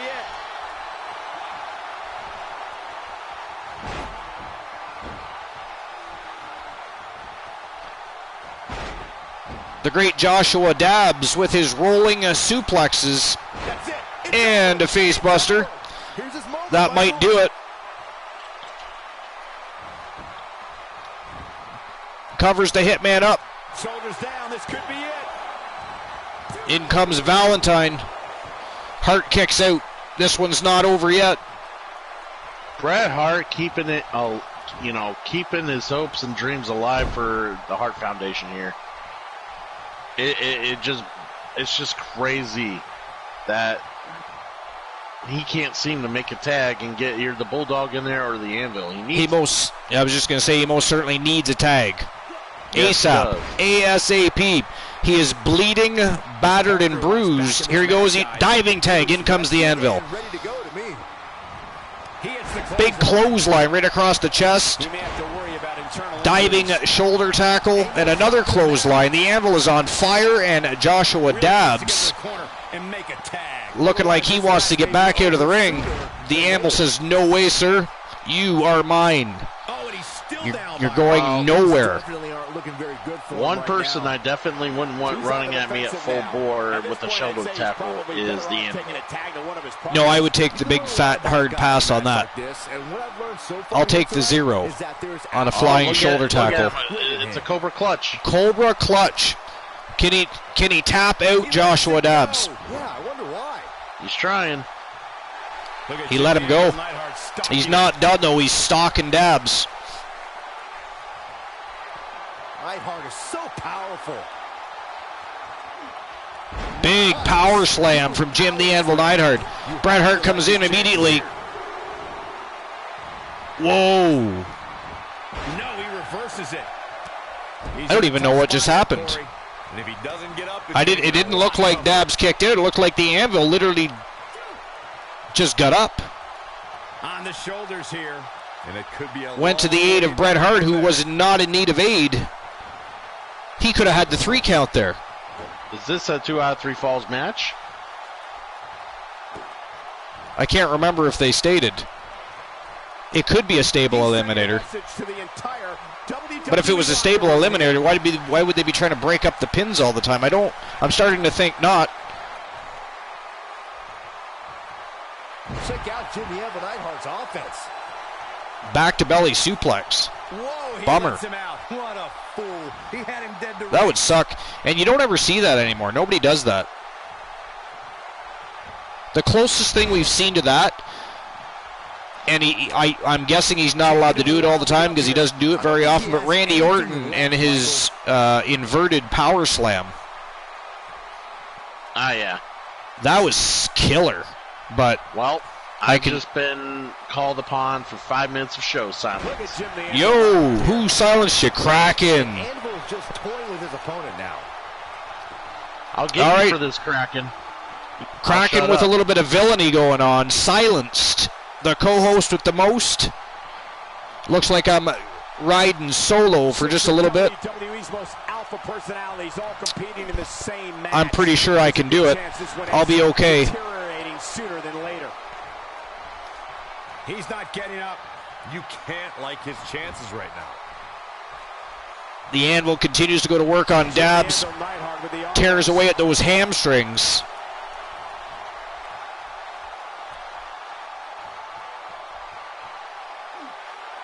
Now he's trying to twist the head right off the shoulders of the great Joshua Dabs.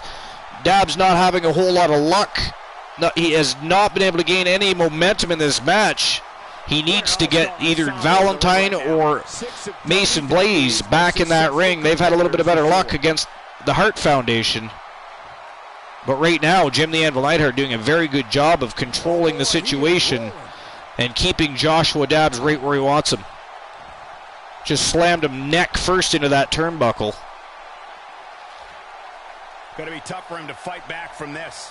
Well, the first thing he needs to do is get back to his feet, which is clearly still not done. Picks him right back up. Another Cobra clutch. And the hitman cometh. Slaps it on. Dabs fighting. How long can he fight? He's fatigued. He's had a rough go in this match. He needs out of there. I guess he's thinking something else here. And the Anvil just lets him go. Continues to stalk him, though. He's not done. Jim Neidhart. Here we go, another big power slam from Jim the Anvil Neidhart. That might be it for Joshua Dabs, but in comes the Rocker. And Bret Hart, for some reason or other, couldn't manage to get, must be the blood in his eyes, couldn't get a hold of Valentine in time, and he breaks up the pin.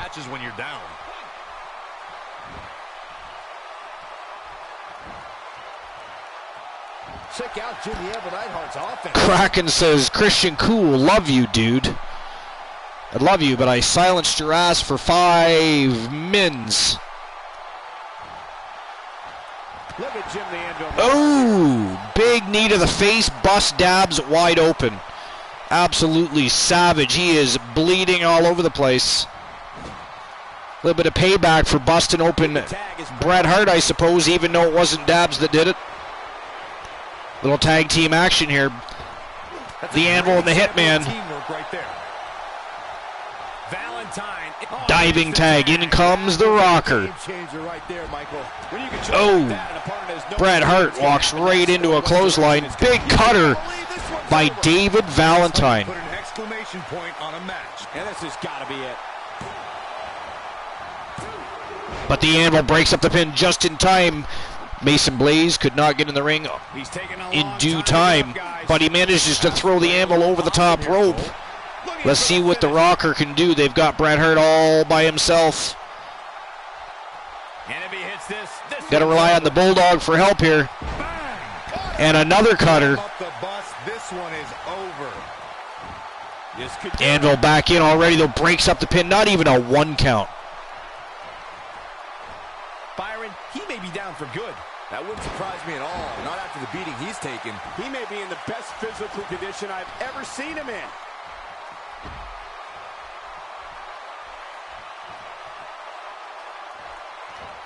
Bret Hart can barely stand. The Rocker's not done with him, though. Both teams working well here together. Suplex neck breaker. In a six-man tag team match, oftentimes you'll see personal agendas eat their way into the action.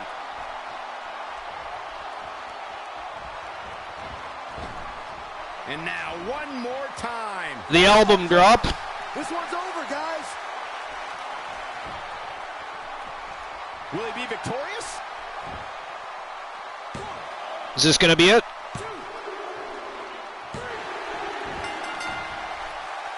And Bret Hart has been eliminated.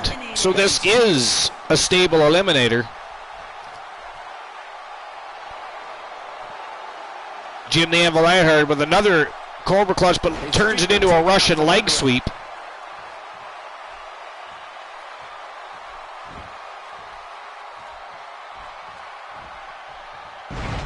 Wow. It's not very often you see Jim the Anvil Neidhart all by his lonesome.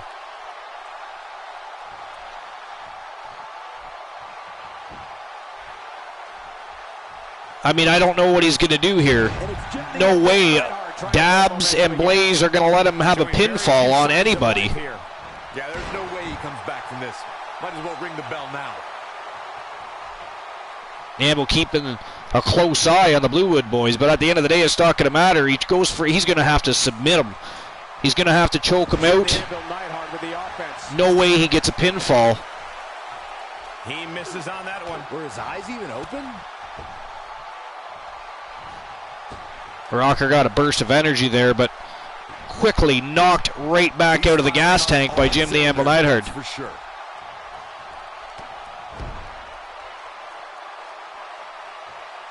This might be the end of the road for him, Byron.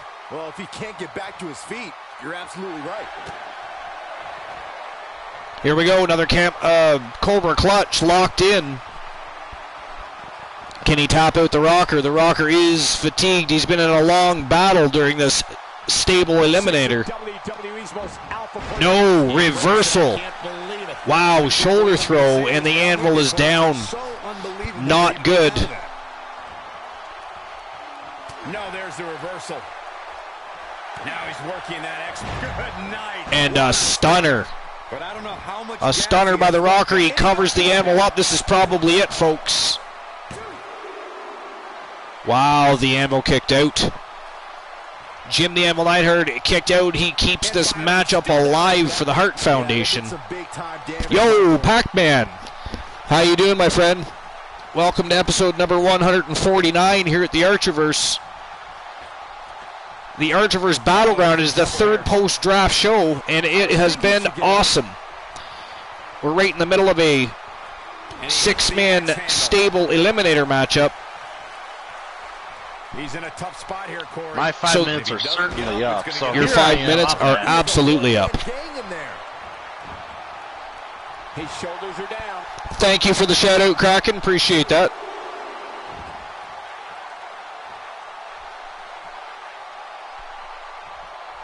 Mason Blaze now looking to end things. Looking to finish off Jim the Anvil Neidhart and end this matchup. Certainly seems to be getting the best of him here. Yeah, things certainly appear to be trending in the wrong direction for him right now, guys. Vicious onslaught of striking attacks by Cowboy Mason Blaze. And Jim Neidhart in serious trouble here. The Bluewood boys have worked like a well-oiled machine. Tagged in. Joshua Dabbs got off to a rocky start, but believe it or not, after being busted open, he has been on fire. That's a great example of teamwork right there. Awoke a sleeping beast. Look at this. Inside cradle. Wow. I really can't believe what's gone. Neidhart so kicked long. out. This match has been Not even a one count there. I thought it would be. Well, it is kind of hard to package the Anvil. Well, I also just noticed that he wasn't the legal man. Here we go with the rolling suplex facebuster again.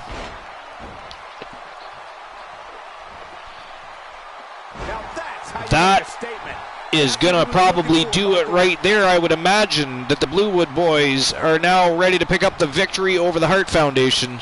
This should do it right there.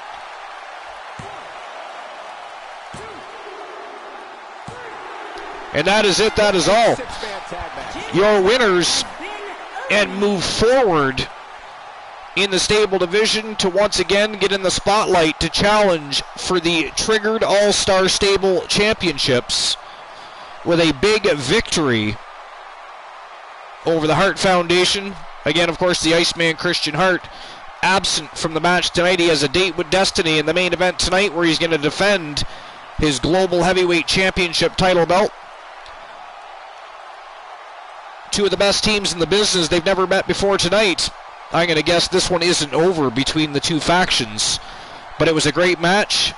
And the Bluewood boys, at least in this matchup, in this battle, have come out on top victorious.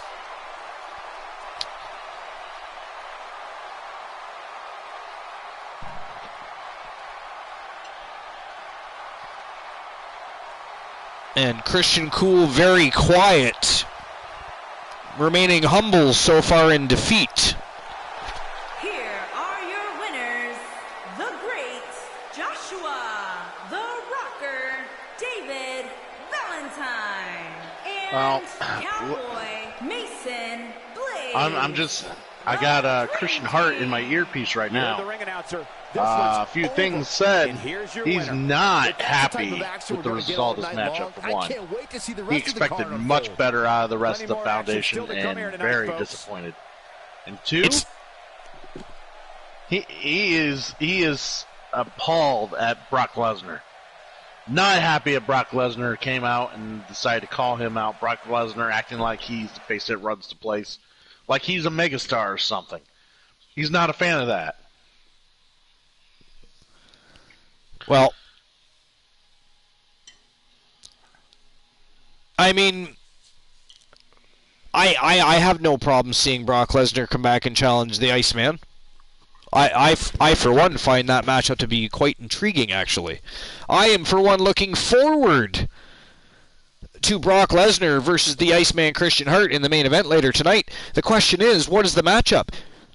From what I got out of that, I mean, Christian Hart, of course, somehow managed to lose the Battle of the Verbiage to Brock Lesnar, but that's neither here nor there, because what we did get out of that promo was the Iceman was going to choose the match type. It was up to him. He got to choose what was the match type. They didn't get to that because Brock Lesnar ended up winning the Battle of the Verbiage and leaving the ring when it just looked like the Iceman was getting warmed up on the mic. So we don't know what that match type was. We're going to have to wait to the main event to find out. So the only thing we do know is Brock Lesnar versus the Iceman Christian Hart for the Archerverse Global Heavyweight Championship is happening later tonight. Well, apparently Christian Hart is keeping that information close to the chest because he wouldn't even let me in on that information. Doesn't he? Yeah, apparently he wants it to be a complete surprise from one Brock Lesnar. Surprises are super necessary for our viewers. And speaking of super necessary, apparently Uptown B. Henry finds it super necessary to come out and address the audience about something. We all know that he's had battles back and forth for several months over the Continental Heavyweight Championship. And we also know that they're looking to get back into the Triggered All-Star Championship stable division spotlight. Him and, of course, the other two, the three of them make up the place to be, Trigger Talk TV, looking to put more gold around their waist. So a visit from B. Henry could mean just about anything, from singles to tag to stable. Let's see what he has to say. It really could, Christian. It really could.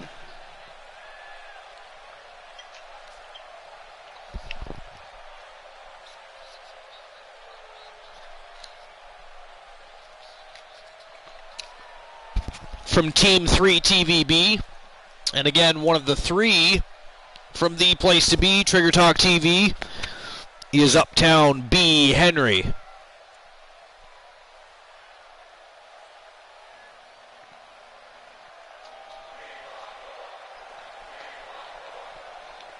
It's me, the superstar with something to say. I mean, yeah, that joke definitely needs work. He's not wrong about that. He is not wrong. That was worse than a Christian Cool joke. Whoa, whoa, whoa. Was it? It was. It was awful.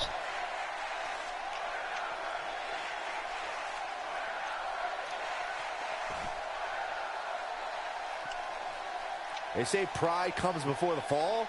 P. Henry calling out Chase Coleman.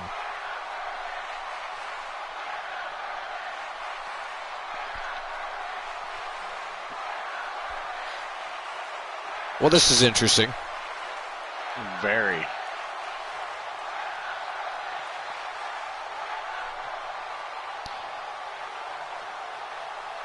Again, it does show him as the $1 million champion. He is not. But he did hold the former championship that it was unified with. You know this guy came prepared. So until a new champion is crowned later this evening, it will still recognize him as the current champion.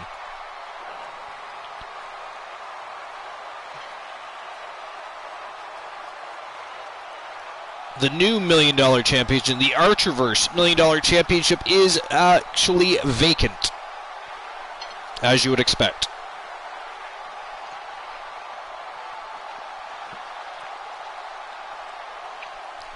The crowd is a little bit revved up here. Quite excited to see Coleman come out to face B. Henry. Interesting.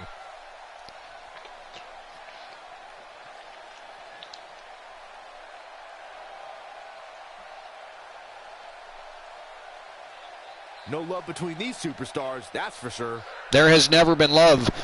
As a matter of fact, Tons of Funk famously welcomed Chase Coleman to the Archerverse. Did not like his tone, did not like how he ran off at the mouth all the time. Of course, he sort of grew on people as time went on. He kept winning championships, and of course, people love to joke that he's never able to hang on to a championship.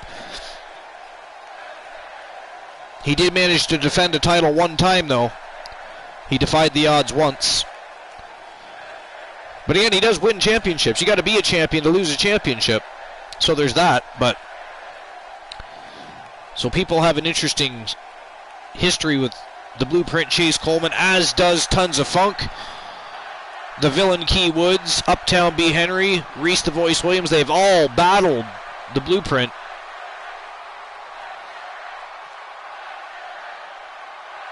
And Uptown B. Henry apparently wants another crack. Okay.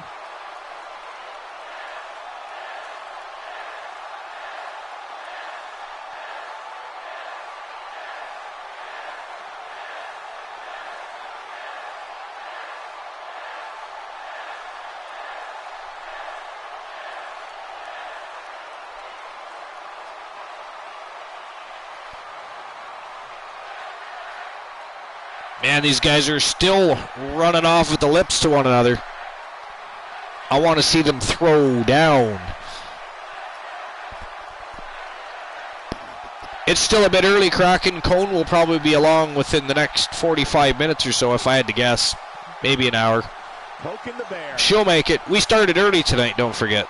Earlier than normal, as it's been anyways, with me working the crappy 3 to 11 shitbird shift.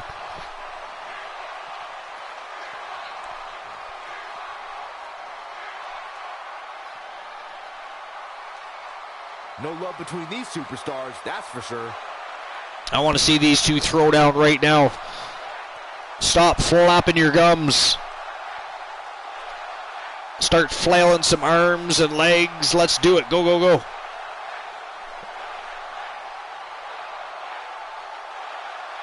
You know, for a guy who just wants to see people throw down, why do you insist on promo segments? Well, half the time they end up in brawls anyways. I like to see that. I want to see them fight before they fight. But in this instance, I mean, they're just talking. So now I have to ask, do you watch hockey for the sport, or do you just hope they throw down and just beat each other up? Both. I think that is loud and clear. That'll raise the old Lies. heart rate. The WWE Universe is behind that statement, no doubt about that. So Uptown B. Henry picks up the big W in quite a landslide victory, actually, in the big battle of the verbiage between the two historied rivals. And I'll be honest, there was nothing about that promo segment that was clear as to what they plan to do now or in the future. So your guess is as good as mine. I can't wait to see how the rest of the card shakes out. It is very hard to say what we just saw. Falls count anywhere, man. So here we go, third matchup of the night. It is a triple threat falls count anywhere matchup. It is the Icon Sting, Keep your eyes peeled. Mankind, and the Real Deal Elijah Archer.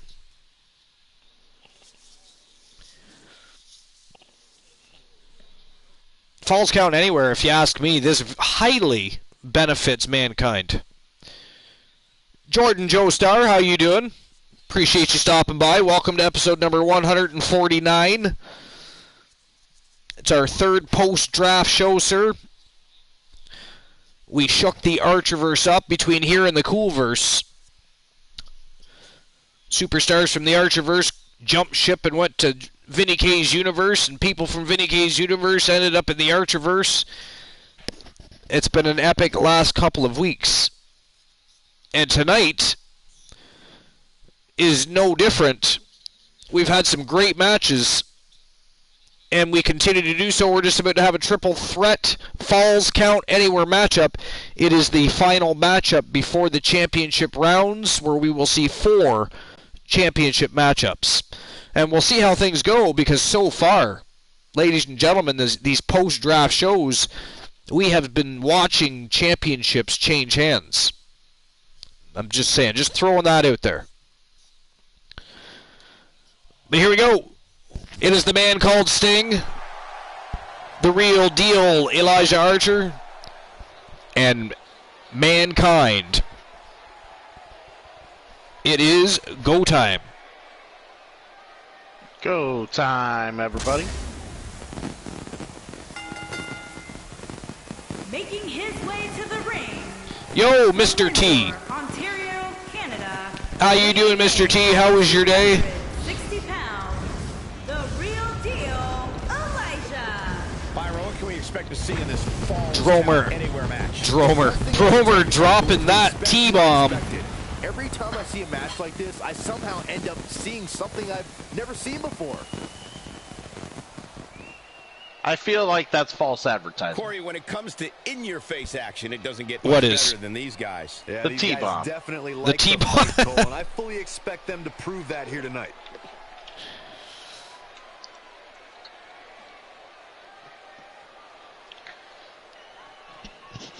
Elijah Archer making his way to the ring first. Man, another outfit for Elijah Archer? Man. He's I'd hate got- to see how many closets you fill with all these different outfits you have. He has very large and expensive walk-in closets. He has to buy entire houses and turn them into giant closets just to house all of his outfits.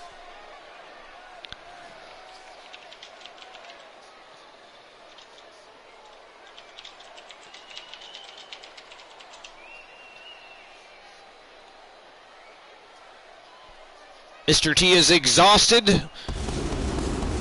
Well, I am actually well rested, Mr. T. I had the day off. I was able to recuperate from yesterday's madness.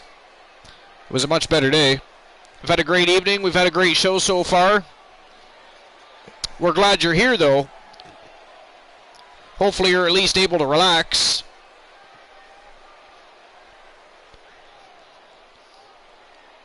Chill out and watch the Archerverse. This is our final matchup before the championship rounds.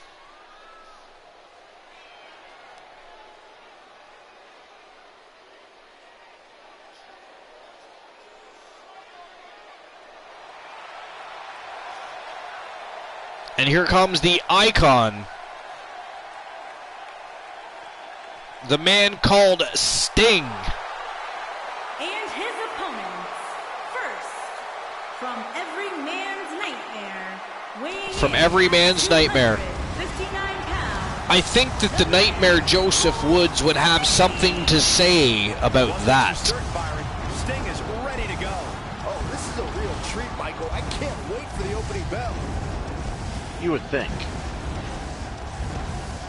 I gotta say, guys, he doesn't appear to be in the mood here tonight. He's not the only one, Cole. I gotta say, I'm not really in the mood to be sitting next to you two. But hey, we do what we have to do.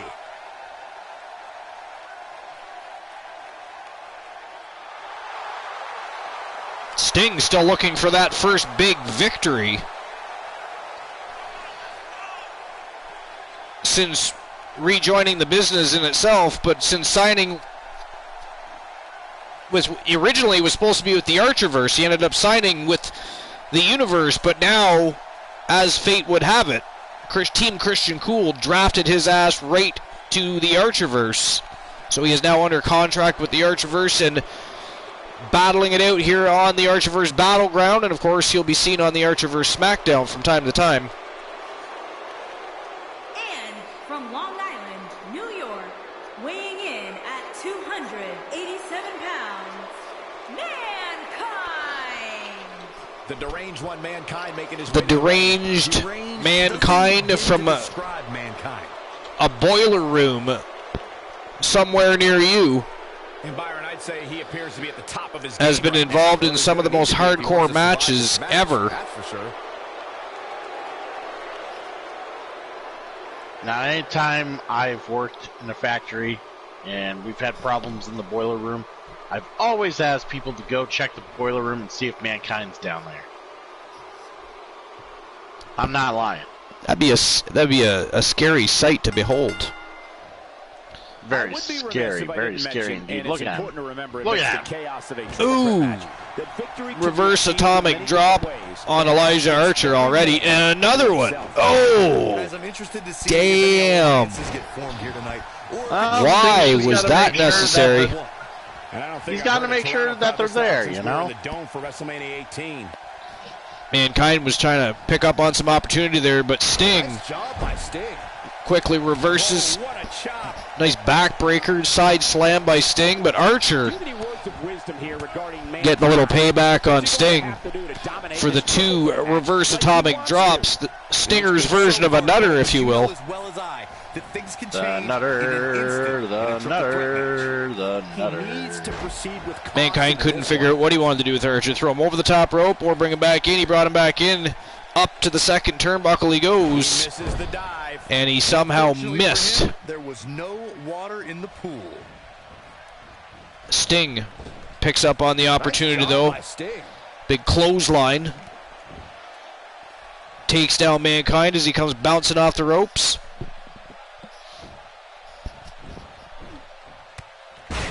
Big punch square in the eyeballs from the man called Sting. Archer taking his time, regrouping a little bit. Watching Sting go to work. Took a little too much time, I think, there, though. Big punch in the face goes right to Archer as a result. Sting on fire here. Has Mankind down and out, and has Archer right where he wants him. Look at this. He's going back to and a backbreaker to Elijah Archer. Mankind finally back to his feet.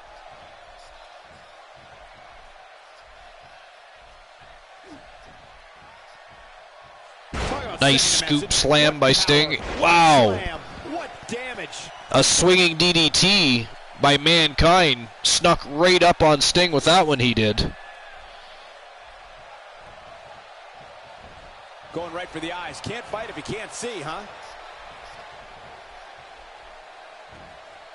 Now it's Sting struggling. Mr. T, we're glad you're here for the show too. Thanks for stopping by. Appreciate it. Want this match just as much as he does. Always appreciate your support and your company. He's going to have bruised ribs after that one. Big gut buster by Mankind. Archer taking a bit of a beating here tonight. Both Sting and Mankind have taken their turns beating down the former champion. No respect being shown for Elijah Archer here tonight. None at all. He's not looking like himself here. This is a Sting and Mankind can't figure out who's going to take him out. Hey, you're going to get hurt in a match like this. That's just the way it is. Looks like they're going to try and take each other out here at the moment. Like that can upset your opponent more than hurt them. They need to be careful what they're doing, though. They don't want to sleep on Archer. They don't want to continue to turn their back on him. By the way, he's getting back to his feet. Neither of them are paying attention. Wow, it doesn't get much closer than that. Nice kick out. Kick out by Sting. He's not getting up. You can't like his chances. Archer still wobbly. Got taken right back down by Mankind. All the stops here.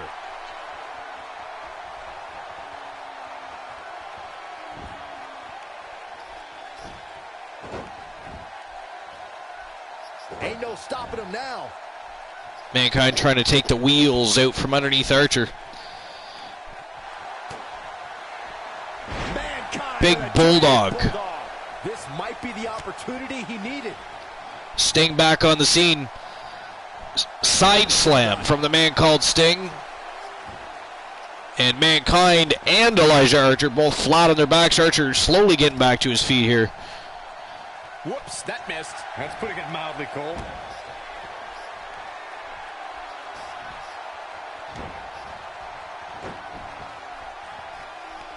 Looks like Archer's going for Sting. Sting doesn't even see it. Oh! Pulls him right down off and smashes him face first off the top turnbuckle. And a big double-handed choke slam takes the Icon down. And he goes for the pin. And he breaks up the Mankind breaks up the pin. He is definitely going to feel that in the morning. Big jawbreaker. Archer's going to feel that too. Quick cover by Mankind. It's going to take a lot more than that. Archer kicks out at one. Needs to do more damage. Sting still flat on his back though. Mankind already back to his feet. And now he's stalking Archer. Oh no, mandible claw on Elijah Archer here. Sting still not back to his feet. Doesn't even know what's going on yet. Can Mankind do it? Nicely done as he gets out of the submission. Archer manages to get out of it. See that one coming. Knees him right in the kidney. We might be looking at a broken And a big flying forearm takes Mankind right off his feet. Sting tries to sneak up on Archer. Archer catches him. Oh, slams him off the turnbuckle. It's obvious right And now a that German Sting is suplex feeling for his the abuse efforts. that has been dealt out in this match so far. The triple threat match is definitely beginning. Archer pins Sting. No, he kicks Oh, out. Sting. Sting kicks out. I think it was more like 2 3/4. One place to go when you're stuck in the fireman's carry. Fireman's carry. Down. And I can Archer tell in you trouble it's not a here. pleasant trip. And a failed fireman's carry. Archer fighting back though. Mankind couldn't figure out what to do with him when he got him up there. He's in big trouble. Looks like Archer going for a jackhammer. No, turned into a brainbuster. And Sting kicks him in the face for his efforts. He's capable of great runs like this. As he rightfully should. He's not looking good here, Byron. No, he's got to get up, and he's got to get up now. Oh no, look at this. Sting going for a tombstone. A jumping tombstone at that. And spikes Archer's head right off the canvas. Covers him up. Mankind breaks up that pin. Sorry, not picks up the pin. Not where he wants to be. Not even a 1 count. Yeah, you're not going to win many matches when you're Whip Sting hard to the corner. Ooh, big running knee. Here we go again. And another big running knee, this time right to the face. This could do it. Covers Sting up. Archer to one knee. Wow, Sting kicked out. Still trying to get back to his feet here. Super surprised that Sting was able to kick out of that one. There's not a lot of cushion for your face, as you can Throat see. first off the top rope. Everything hurts. And he goes Mankind covers up Archer. Oh man, I thought he had him. Kick out at 2. Continue. He is a one-man gang in there. He doesn't appear to be in a hurry to get up here. I just don't think Good boy, Kraken. Help your wife. She must be proud of him. Shoulders down, is it enough? Shoulder got up, but I don't Wow, Archer kicks out again. Look at Sting crawling, He just powered out trying to there, get Cole. back to his feet. He's up to one knee now. Archer smart, rolls out of the ring, gets out of the way of that big foot stomp attempt by Mankind. That one was off the mark. Awful. Yeah, but he Just doesn't plain stay out of the way awful. for long. Now back to the ring. Here he goes. Oh, AKO out of nowhere, busts open Sting.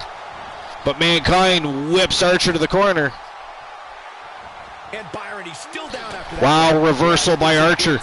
Mankind went for a big running knee in the corner. Look at this. It's going to be a last ride for Mankind. Down with a power bomb.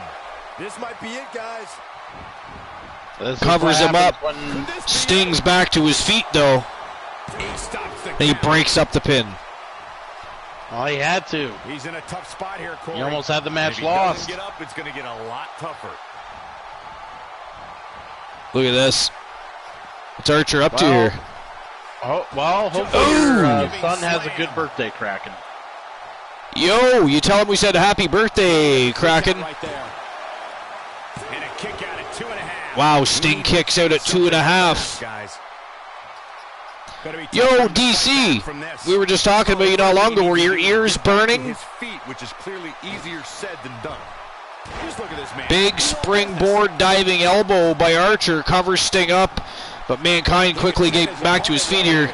Can he get the three? No, Sting kicks out again. Finding the strength to stay in this Sting, the king of resiliency tonight. Controls the pace of a match. Mankind went for a German suplex, but Archer countered. AKO out of nowhere. A statement. He can do it here. Well, I thought he had to. Wow, Mankind kicks out. Continues. Archer has to be getting frustrated. He's had both legends in peril on several occasions, but unable to capitalize so far. Unable to keep their shoulders pinned to the mat.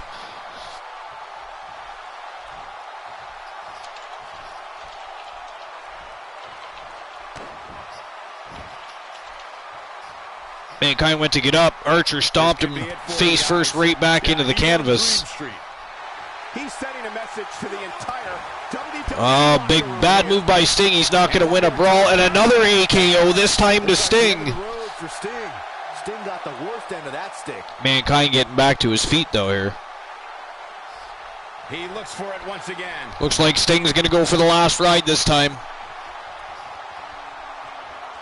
Down with a First it was Mankind. This one is Now it is Sting. That slam just brought this entire arena to its feet. Wow, quick swinging neck breaker. Took Archer right off his feet. And now Mankind with a pin attempt. 1, 2.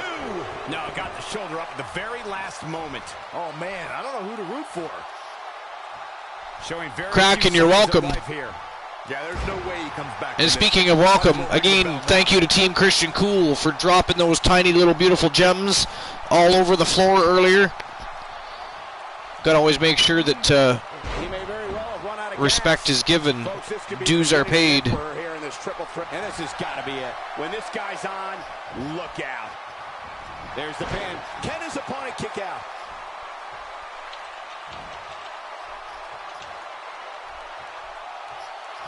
He wants it one more time. Mankind going for a pile driver here. A jumping pile driver, and he busts Archer open. Archer is bleeding. He had nothing left. Even more amazing this time around. Sting with a big power slam to Mankind, though. Now who's he going to pin? He's going to pin Mankind. He's looking to end things here. 1, 2. Never say never. Wow, Mankind kicks He's out. showing the heart of a warrior here tonight. That's how you make an impact. Crazy.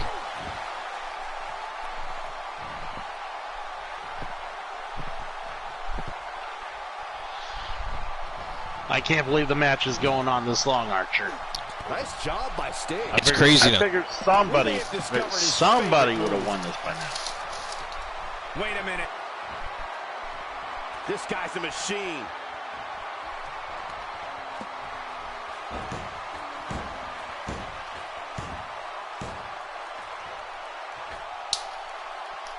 He's capable of great runs like this, no question. Oh my God, that has got to hurt Sting with that back body. Wow. Sting kicks out again. This has to be seriously frustrating for Elijah Archer. Well, he might as well pin Mankind. Pin Mankind. Look at this, Sting with a reverse leads. Another jumping tombstone here from Sting. Game, set, match. This one is Wow. Covers Archer up. This might be the end right here. Wow, Archer kicks out. Archer kicked out. What's it going to take to keep this guy down?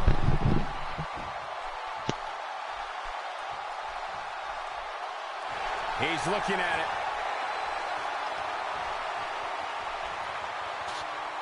With a pile driver. To think, I almost wrote him off earlier. This should do it right there. One. Oh, and he breaks up the pin. Going to be tough for him to fight back from this. Oh, the first thing he needs to do is get back to his feet, which is clearly easier said than done. Big time takedown right there. This might just be it for him, Michael. He thinks he has it. One. Two. Is he going to finally do it? No! Mankind kicks out. Can you believe this? What is it going to take? This is insanity. I have no idea. Look at this deadlift. Deadlift, powerbomb. Archer means business. He is pissed.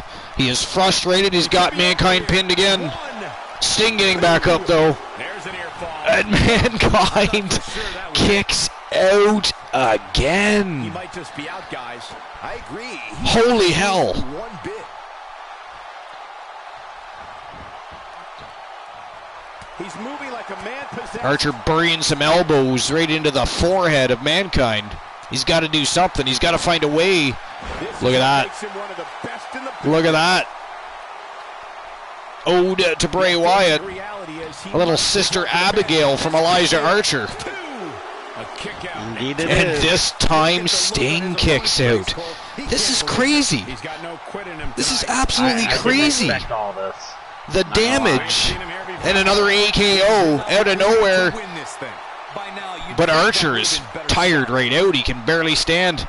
He's got a pin. He's got to cover him. This might be it right here. Can he finally keep Sting pinned to the mat? And he does it. He's done it. He's done Ladies it. and gentlemen, the winner He's done it. of this epic triple threat matchup between three legends of the business. Mankind, the Icon Sting, and the real deal Elijah Archer. And Archer picking up a big victory here on the first post-draft episode of the Archerverse Battleground. That is a big win for Elijah Archer and a big win for the Coalition.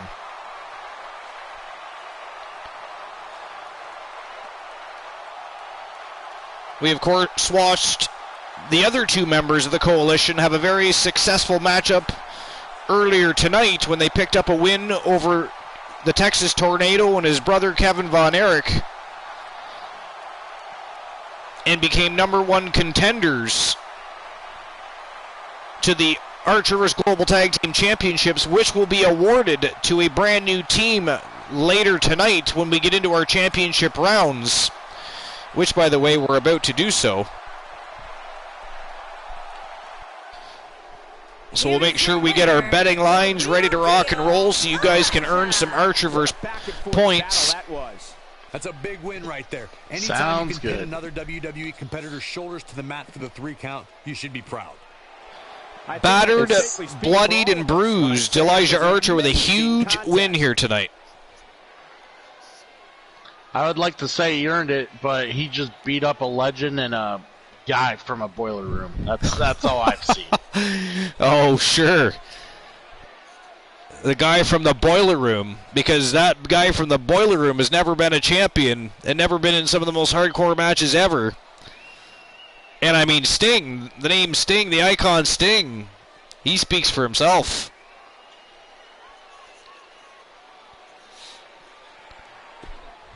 All right, let's see what's going on next on the docket. Wow, Sting apparently has something to say after that grueling battle. Very interesting.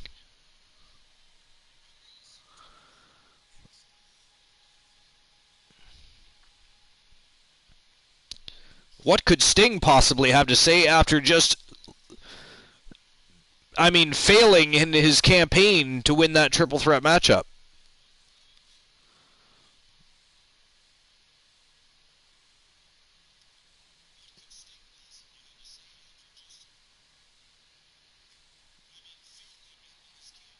Other than begging for a way to get back into the spotlight to redeem himself from his unsuccessful campaign this evening. What do you think, Cool? Oh, it's hard to say. He just went through a match. Now he feels the need to engage the audience.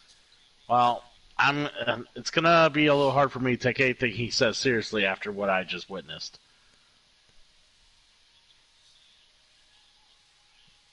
It's going to be very interesting. I'm definitely intrigued.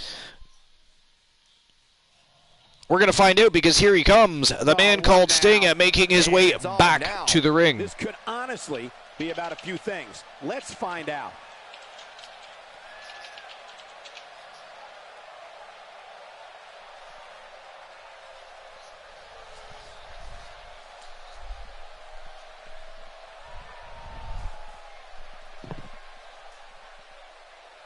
He's got a lot on his mind these days, apparently. Clearly, that whatever's on his mind clearly had an impact on his match tonight. Because although he had spots in the match where he looked like he could actually pick up a win, by the end of it, he was looking like a punching bag for Mankind and Archer. Am I wrong or am I right? Oh, he did.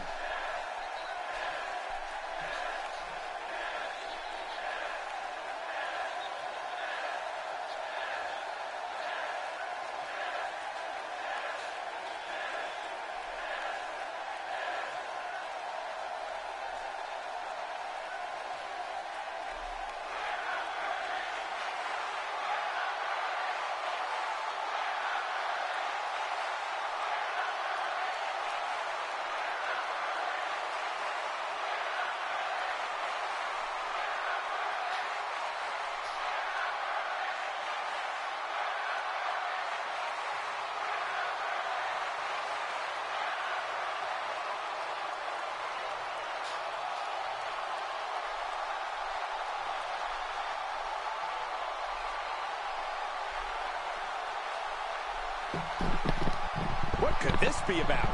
By the looks of it, he is not messing around. I'm simply confused. Let's listen and see. So, About? why are so many people tonight calling out Chase Coleman? I don't know. I understand he's not exactly the most favorite person in the building, but Definitely not my favorite person. now, I'll admit that he was, of course, the World Television Main Event Championship before it was unified with the $1 Million Championship. But technically, he is not a champion right now. He is no longer a champion. And so now we've had Uptown B. Henry and Sting both challenge and call out Chase Coleman tonight. Does that not strike you as odd? It is a little odd, I'm not going to lie. We know that Coleman and Uptown B. Henry, actually all of Tons of Funk and Chase Coleman, have history. What about Sting? Where's the motive for Sting to want to be calling out the Blueprint? Did I miss something? Is there something that I don't know about? Any information from your end, Christian Cool? I have no idea. I'm clueless. I wish I had more insight, but I really don't. Well, I wish I had a clip of you saying that you were clueless. Really? That's what's on your mind now? At the present time? Yes. Oh, fuck you. Bad doesn't even begin to describe the blood between these superstars. I mean, you gave birth to the thought, sir. You hoarded yourself out and left yourself open for such a remark to be made. Or, you know, if heaven forbid anybody in the chat room, like Bromer, or Mr. T, or anybody else that thinks it would be just a little bit funny to go back and clip you saying, I'm clueless, so that we have the privilege and entertaining option to play it over and over and over again. Maybe somebody will make it their new entrance theme music for their superstar. No. You know how ravishing Rick Rude used to put his opponent's faces on his ass? In some cases, his crotch. I mean, they're not going to do that, but they could still, however, you know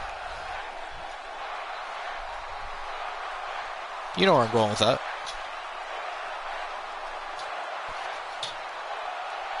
I think you're crazy. Crazy. Ugh.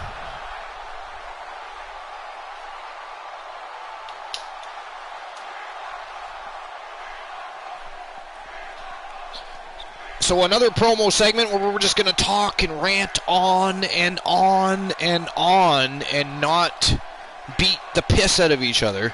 So far happening and unfolding before our very eyes. Now we know what we have in store. What did we just see? Wow, just And Sting awesome. picking up the I big love it. W Let's get it going. in the battle of the verbiage.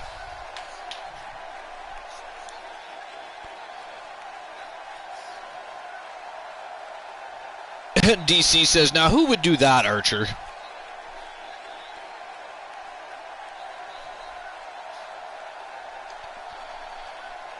All right, on to the next match. And by the way, we are entering the championship rounds.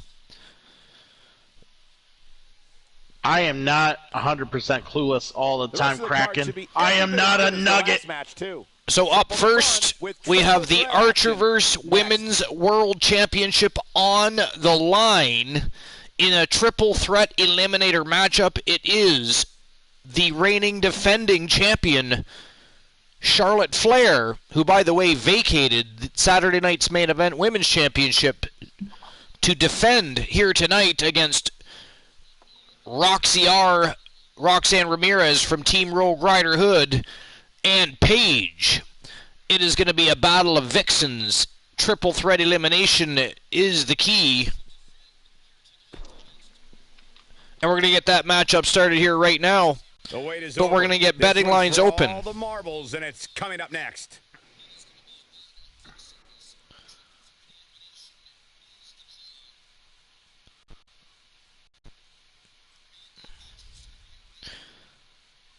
It's going to be simple. Will Charlotte retain her championship?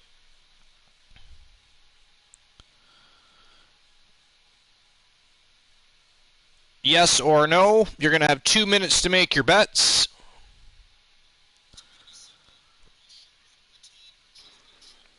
Betting lines are officially open. And the match is about to get underway because it is go time, folks. So bet away, earn yourself some Archerverse points.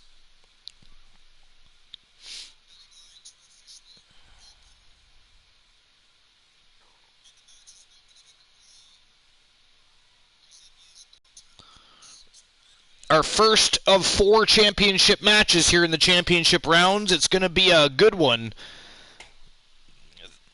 3 crazy vixens, yet 3 of the very best in the business, ready to scrap it out. It is an elimination matchup, so you have to beat both of your opponents if you want to win, but the winner is going to go home.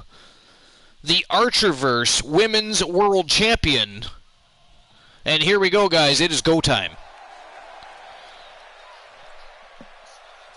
There's probably still a little bit of time to make your bet on the match.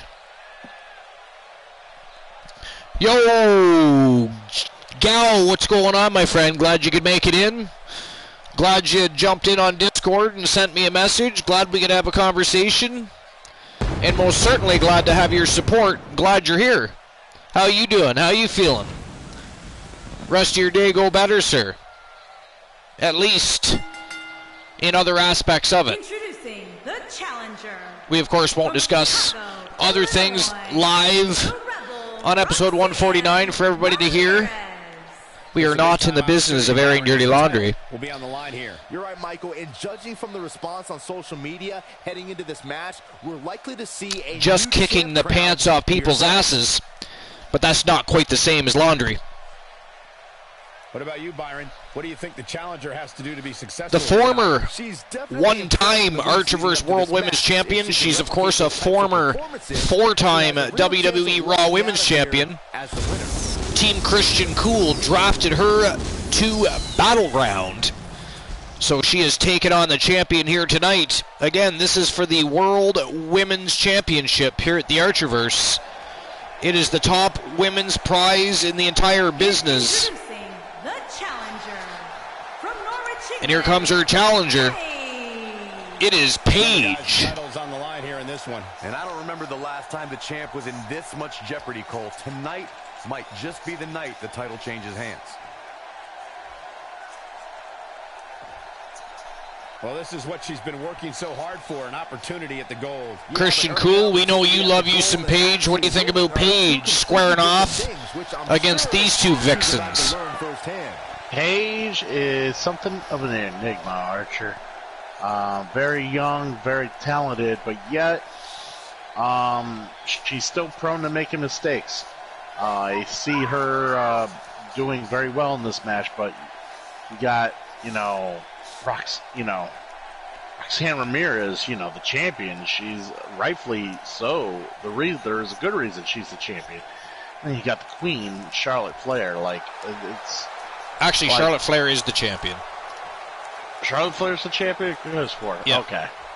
Yeah. See, I get that mixed up because the belt hangs over the middle person. Yeah. Well, it's also because Charlotte Flair won it from Roxy R, right? So.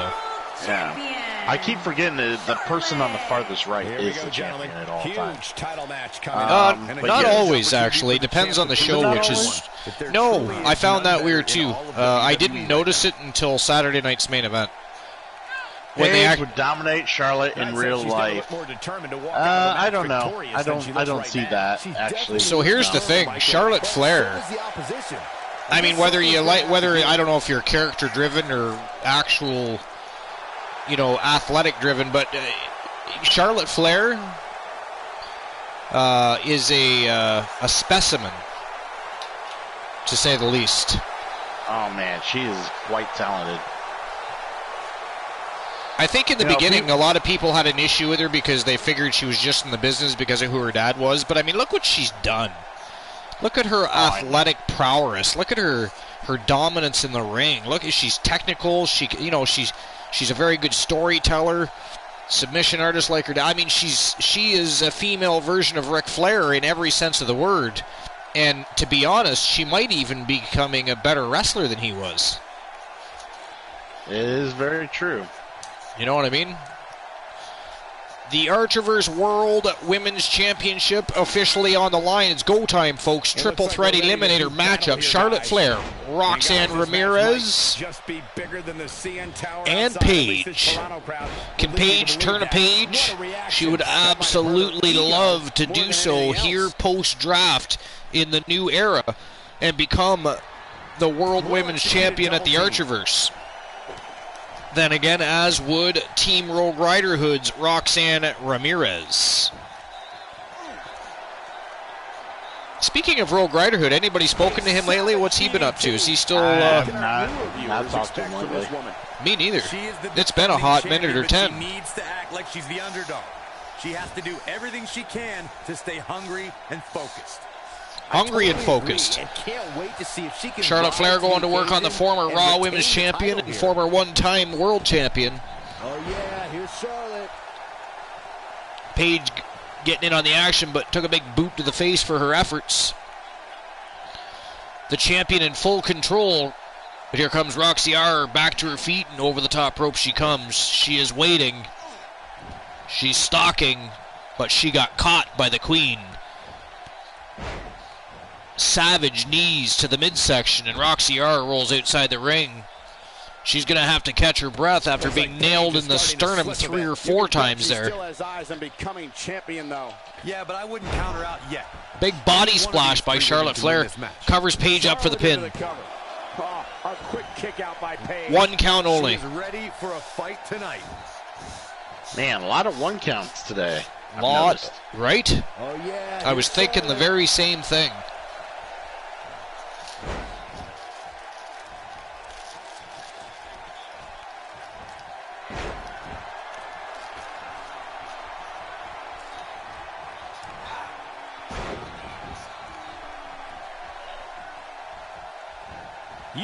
Roxanne Ramirez attempting to get the upper hand finally on the Queen of the Ring, but Paige intervenes. Apparently Roxy didn't like that. Gains the upper hand, whips her hard to the corner. Here she comes. Monkey flip from corner to corner, and Paige was soaring like an eagle. Charlotte Flair gets caught showboating. Oh! Sweeping neck breaker. Only a 1 count on the champion, though. You're not going to get Charlotte Flair that easily. You are not.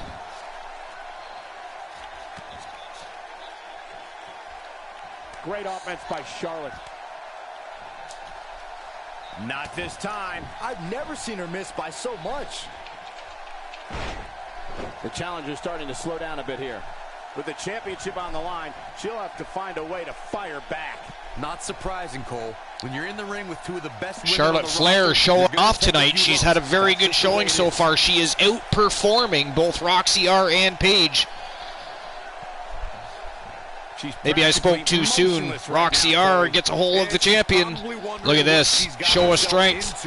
Big standing vertical suplex and slams her to the mat. And here comes Charlotte. Very nice indeed. Roxy R didn't care, broke up the pin. She wants Charlotte Flair to herself. Yes, she does. She does. If anybody was wondering why did she break up the pin, this is a triple threat eliminator because Paige wants to dominate. She wants to defeat Flair herself. Nice reverse DDT. A great reversal on Roxy R. Big punt kick to the gut to boot. We've seen this before. Paige Turner. The Paige Turner, and Roxy R flat on her back. Is it going to be enough to take out the former champion, though? Let's not forget she's a former 4-time women's champion. She held the WWE Raw Women's Championship 4 times. She held the Archerverse Women's World title, which she's vying for here tonight, 1 time. And she's also been a 2-time Archerverse Global Women's Tag Team Champion when she used to tag team with Marvelous Charlotte Knight, who of course now tag teams with the Diamond Ashley Marie. They are currently the reigning, defending, undisputed Archerverse Women's Global Tag Team Champions. 2.5. The prettiest jewel in the Flair family. The women of the Archerverse are awesome, very talented ladies. It is a pleasure to watch them perform. Look at her go. And Roxy R currently stomping a mud hole in Charlotte Flair, trying to keep her down. Bad things happen when she's on her feet, so keep her off her feet. She's going for the cover. No, got the shoulder up at the very last moment. Still not enough to take out Charlotte Flair. Talk about dominating the action. Paige and Roxy R kick her right in the chest. She's got to find a way to get up here, guys. That won't be easy. But Roxy R doesn't want any help. So Paige thought she had the help of Roxy R. She was going to try and fly from that turnbuckle. Roxy R reminds her this is not a tag team contest. It is not a handicap match. This is not where she does not need help. She does not want help. You just hope this isn't the beginning of the end for her, especially considering it's been such a tightly fought contest. She didn't leave the Trailblazers because she wanted help. And here we go again. Charlotte Flair back to her feet, goes right after Paige. Ooh, quickly turns on Roxy R though.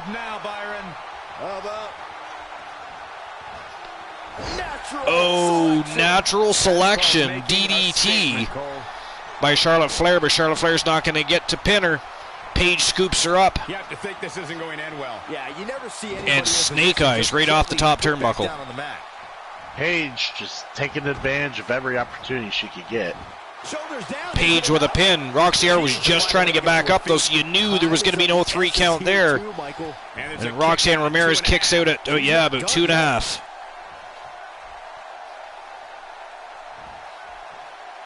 She hits her with a wicked elbow. Can she do it here? Wow, it doesn't get much closer than that. That was about 2 9/10 there, folks. Roxy R just about had her night ended. Ramirez is just getting the stuffing beaten. Paige buries him. Just about. She wants to walk out of this match with the gold. The last thing she wants is to be a target in this match, but unfortunately for her, that's exactly what Charlotte Flair going to work on Paige here in the corner. Taking her upstairs. Looks like Charlotte Flair might have some bad intentions. But I guess that's not going to happen. And it looks She's like climbing the turnbuckle. Here we go. This cannot end well. Looks like we're going for a superplex. The Archerverse Women's World Champion. Oh. And a test here for Charlotte. She has to formulate a plan quickly. Reversed. The champ desperately needs to the tides have been turned by Roxanne Ramirez, but Paige. Shape here, guys, which is a little surprising considering she's been able to execute. Paige with a series of headbutts, vicious headbutts to Roxanne Ramirez, the former champion. And speaking of champion, the champion's back to her feet. Paige doesn't even know it yet. She does now, and Flair is doing a little showboating again. She got caught. And Paige grabs her right by her tights and a German suplex off the second turnbuckle for her efforts at showboating. Shoulders down, this could be it. The champ kicks out at 2.5. Champion still kicking out. Pure power, guys. Paige burying some elbows in the forehead of the champion. This could do it. A kick out. And another kick out. Starting to build. The size of this girl's Here comes heart Roxy. is simply immeasurable. Ooh, went to kick Paige in the back of the head. But Paige took Charlotte downtown. Looking at it here. 1. And Paige powers. Only a 1 count. All right, Cole. Paige nowhere near ready to give up in this matchup yet.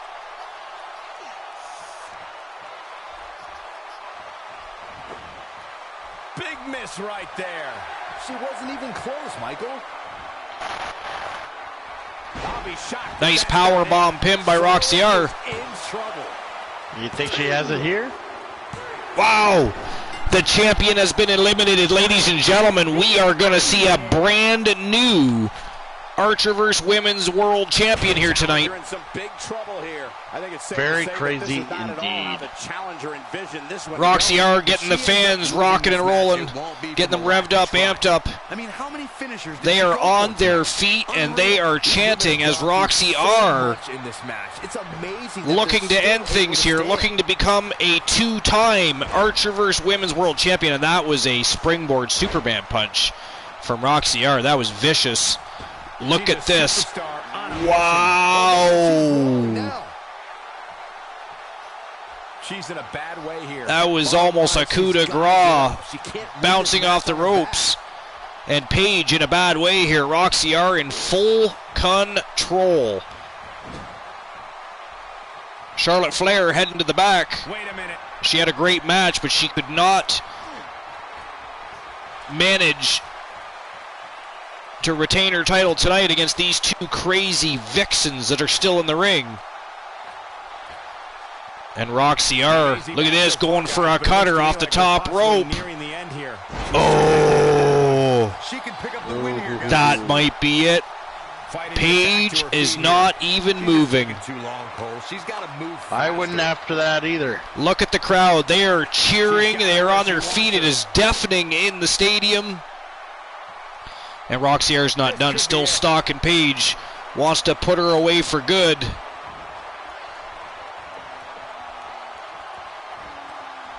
Damn. Jackhammer. Jackhammer time, baby. It isn't hammer time, it is jackhammer time. It is Roxy R time, but Paige kicked out. Paige kicked out. Championship match. Nobody wants to lose this opportunity. Roxy R is still on the hunt though. Relentlessly attacking Paige, and now she's going upstairs. Roxy R is gonna fly.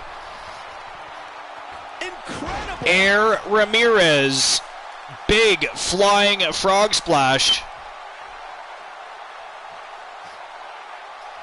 Paige with the excellent move. Paige evades the big kick to the head. Does she have enough energy to muster up an attack to take out Roxy R, though? That is the question. Roxy R has been on a tear. Oh, no. Paige has been at the wrong end of a savage beating so far. Very savage. Rampage from the ropes. That's it. That's what Rampage DDT from the second turnbuckle. That might do it. And that is it, ladies and gentlemen.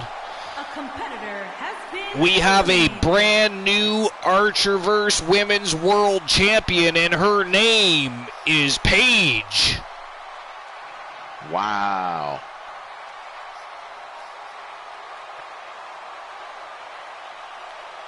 If I remember right, you were very excited about this draft pick. I was very excited about Paige coming to the Archerverse. And I'm very excited that Charlotte Flair decided to remain on the Archerverse roster, by the way.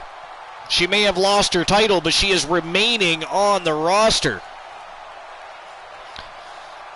She was a double champ.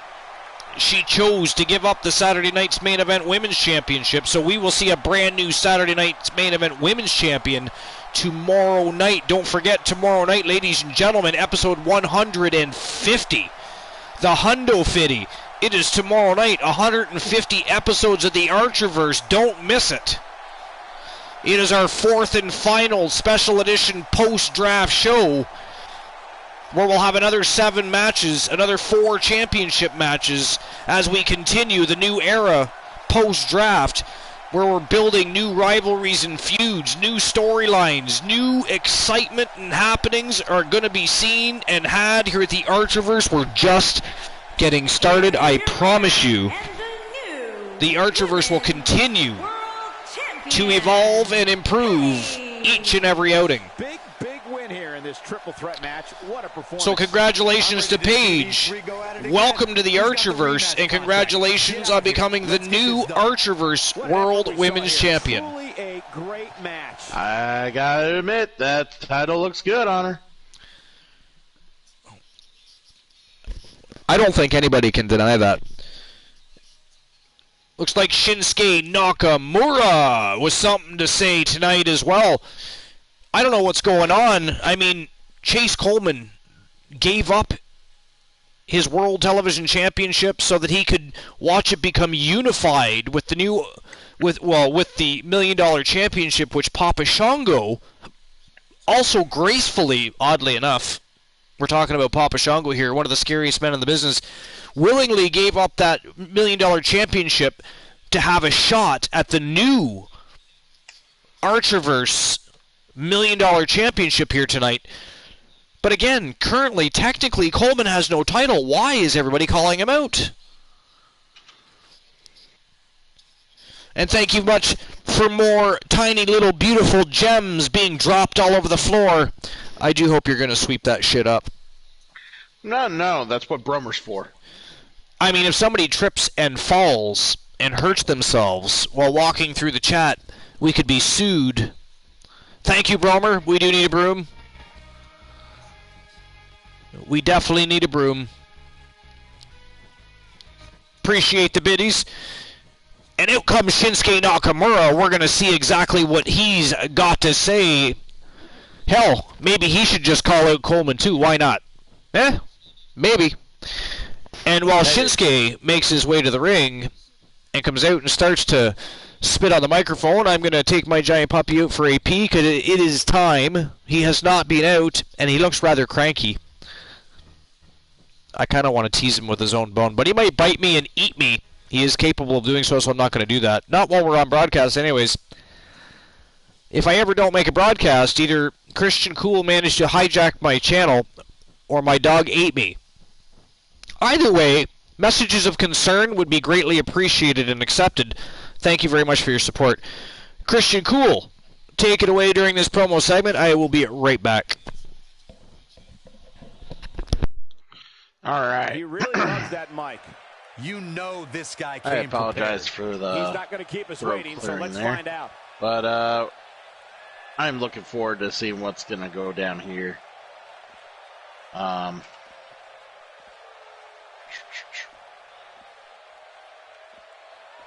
Shinsuke Nakamura, quite the enigma. The king of strong style. And let's see what he has to say. If... let me clean my throat.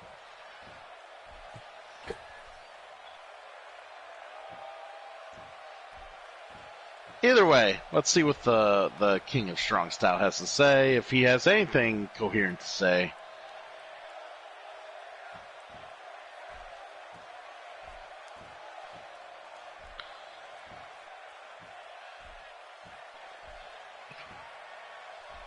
Well, that was unique.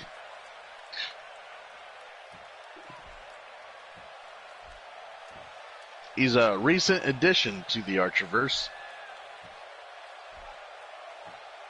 And he's literally got the crowd fired up. He's just all over the place here.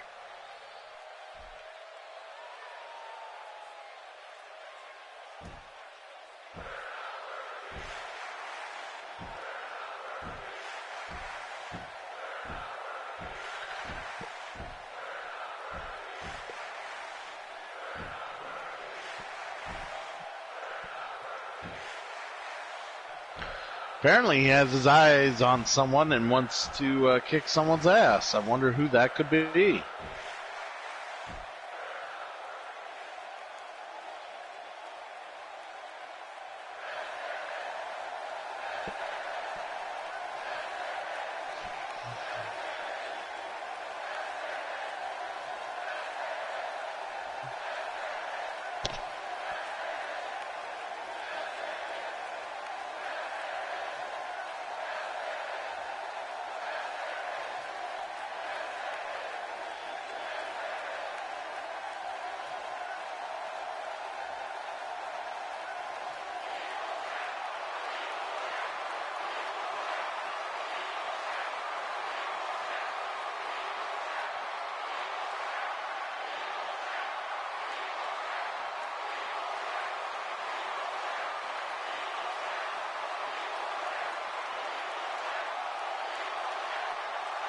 Well, it seems like he has called out Chase Coleman. Everybody wants to call out Chase Coleman. I've seen enough of Chase Coleman. But apparently we're going to see more of him. He's $1 million champion. Wow. What this is about. With him, I come back. This is going to be good. Yeah. This crowd And obviously wants to know what's going now on. Shinsuke Nakamura, I was joking. I was simply making a joke because, you know, we had Uptown B. Henry call him out, right? Yep. Earlier tonight. And then Sting called him out earlier tonight. Now Shinsuke Nakamura, and you would think they were literally challenging him for a title. What is going on here at the Archerverse tonight? Everybody has a problem with the Blueprint Chase Coleman. It looks to be that way. I somehow blame Team Christian Cool for all of this villainy. You would blame me.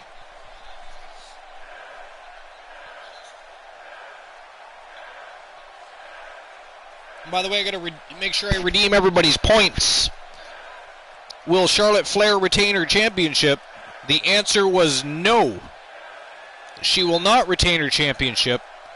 And points have been awarded. We'll get the betting lines open for the next matchup as soon as we find out what that matchup is.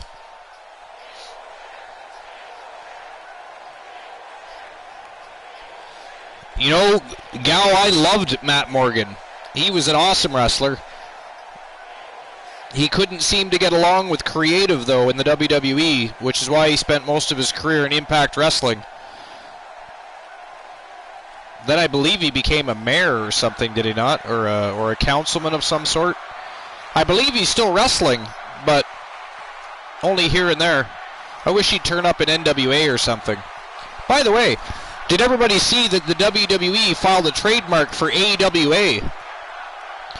Wouldn't it be awesome if we saw some old championship designs resurface from AWA, or some of their old matchups that they had in AWA, or even what they would have considered pay-per-view type? They didn't have pay-per-views, but their big events that they would have had. There's several events they could bring back and resurface. Well, there is a reason Matt Morgan is not wrestling. Well, I'm sure there's many reasons he's not wrestling. I think he is. One of them is he's the city commissioner of Longwood, That's Florida. what it is. Yeah. I think he is still making appearances here and there, though. But, yeah, he's, yeah. For the most part, he's retired. It's too bad. Could have been one of the best big men in the business ever. He had the ability. Remember when he was on American Gladiators? Was he? Yeah. Like the new version of. Wait, the one that, he was Beast? Yeah. It was Hulk Hogan that first brought him into wrestling.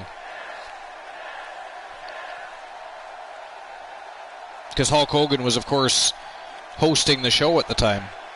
I can't remember if he was in the show prior to that or not, but he was definitely in it when Hulk Hogan was running the show. Yeah, well, he wasn't in it prior, but... Yeah, I didn't think so. None of the old people went to the new one, no. Yeah.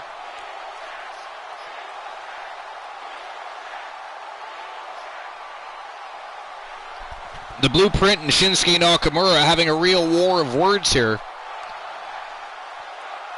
Looks like Shinsuke getting the better of Chase Coleman, though, as far as the ratings for the Battle of the Verbiage goes.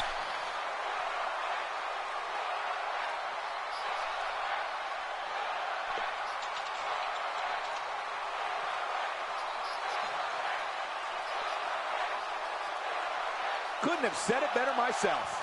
And Shinsuke Nakamura picks up the Battle of the Verbiage victory over the Blueprint. Coming up next. 3 different men have called out the Blueprint Chase Coleman here tonight. Crazy.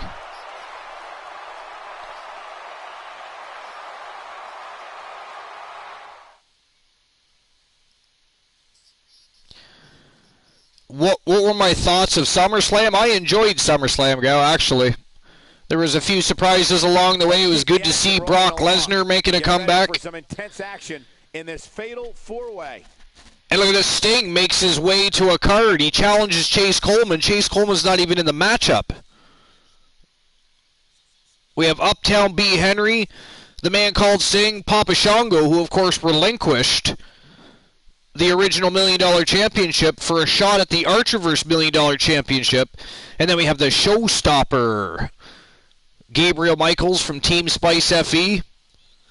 We have Tons of Funk. We have Trigger Talk TV being represented. We have Team Spice FE represented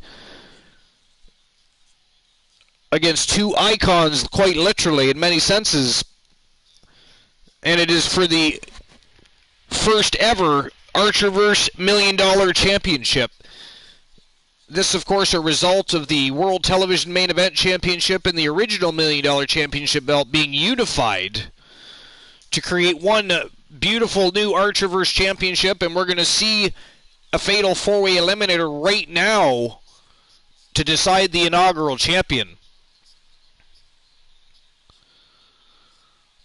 So we're going to get a unique bet going. I'm going to choose who I think might win, and you guys can bet against me. Let's see. I'm going to go...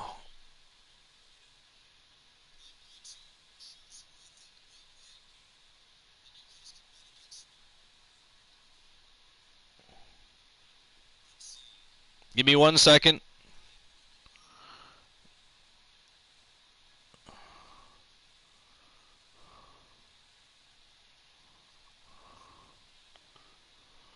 Well, after we're done, Turret Man's redeemed joke time. Joke time. Who's telling the joke? Well, he redeemed 2 of them, so I think 1 for each of us. Nice. All right, so I've made my choice, who I think is going to become the first ever Archerverse $1 million champion. And again, if you don't remember how this works, we have now combined the 2 titles, so the original concept of the $1 million championship has been tweaked just a little bit. So, when you win the $1 million championship belt, you have the option to challenge any champion in the brand between the 2 rosters, the Archerverse SmackDown and BattleGround. But for every week that goes by that you don't cash in your title, just like the television championship, you have to defend that title every week. So if you're going to be a $1 million champion, it comes with a high price. And you're going to be putting your body on the line a whole lot, because you're going to be defending that until you decide to cash it in. But here we go. Betting lines officially open. You have 2 minutes. Oh, wait. I got to fix something.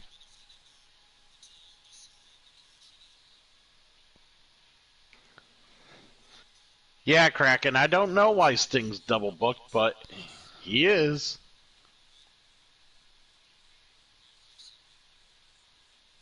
I'll do All this. Right. I'm going to find a joke here. Sting and Uptown B. Henry both challenged Chase Coleman, who was the former television champion, and somehow managed to worm their way into a $1 million championship match between Papa Shango and Gabriel Michaels over the new $1 million championship. It is what it is. Sting is an icon, and he can do whatever he wants.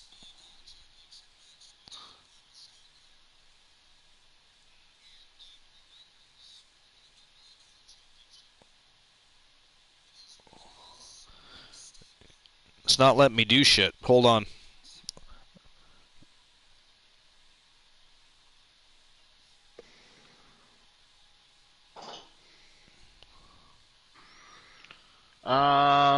Do I like Wendy's? Sometimes. I have to be in the mood for Wendy's. Why? Why, Kraken? Why? There we go. Betting lines are open. You have 2 minutes. Will Gabriel Michaels become the champion? I chose Gabriel Michaels. You choose whomever you seem fit that might win this championship belt for the very first time. Coming up next. Oh, it's finally here. Fatal 4-way elimination matchup. The Icon, Sting, Papa Shango, the Showstopper, Gabriel Michaels, and Uptown B. Henry. When D's nuts slap you in the face. Ah ha ha ha! You phony, Kraken!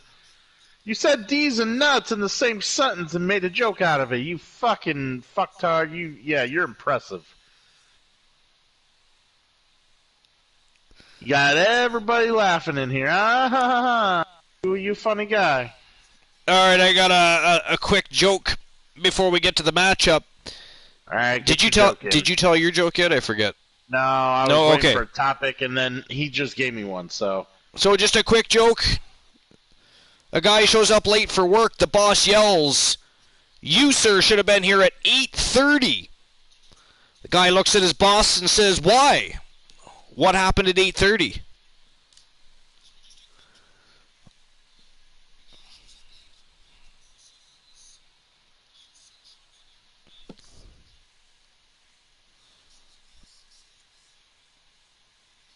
it sucked. You loved it. No, it sucked. It was your favorite. No. You want to hear it over and over. You want Mr. T to clip that and send it to you, so that you can listen to it over and over. You can fall asleep to the soothing sound of Archer and his Trust me, amazing he doesn't need to joke. do that. Trust me, he don't. I'm about to fall asleep to your soothing voice now. Trust me. Anyways. And here we go, folks. It is go time to crown the inaugural Archerverse $1 Million champion.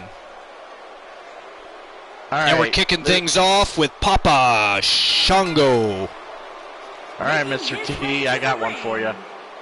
Why didn't the brain want to take a bath?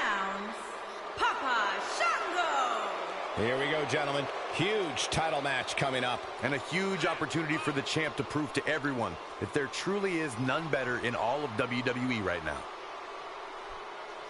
Mr. T says, cool, why? Why? Well, it didn't want to be brainwashed. Understating his eagerness right now. Yeah, the opening bell can't come. Mr. T says it is confirmed. I absolutely love seeing so Archerverse, your voice is soothing and helps Cool fall asleep at night.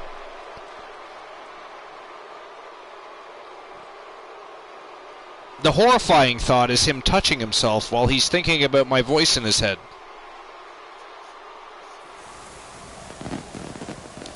And from Team Spice FE, here comes the showstopper of the Archerverse. He is Gabriel Michaels. So wait, you didn't like my joke, T? You didn't like my joke? You're not a fan of my joke? Remember, guys, the title's on the line here in this one. And I don't remember the last time the champ was in this much jeopardy, Cole. Tonight might just be the night the title changes hands. Gabriel Michaels has, of course, been a WWE Pure Wrestling Champion. He's been a two-time World Television Main Event Champion when it was still in circulation. That's for sure. But he knew that when he signed up for this He was also a one-time WWE World Heavyweight Champion. No offense to him, but thankfully he lost that title because it allowed Team Christian Cool to draft him to BattleGround.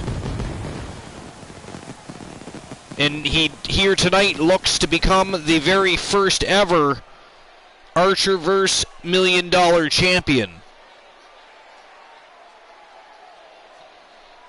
He's looking good in the ring, but Archer, you got a few things you got to take care of, unfortunately.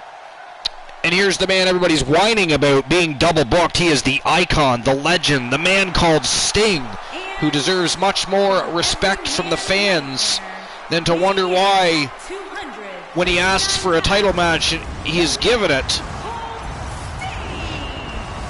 Here we go, gentlemen. Huge title match coming Multiple-time world champion, tag team champion, United States champion.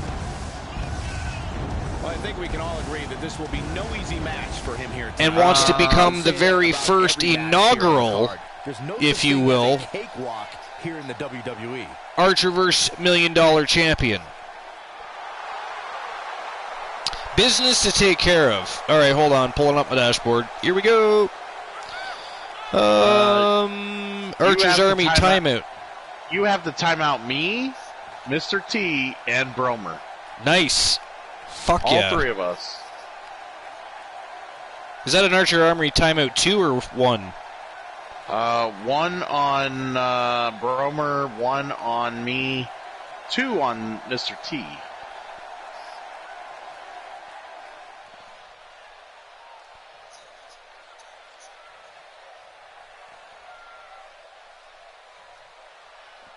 And 2 on Mr. T?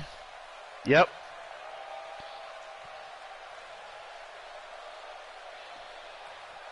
There we go.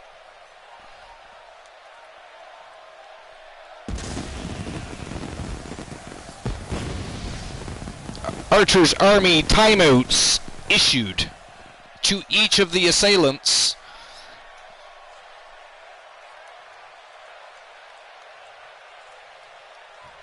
Wait. What? Bromer says that is bullshit. Bromer's what? Did he do a timeout on you, Kraken? I might have missed one.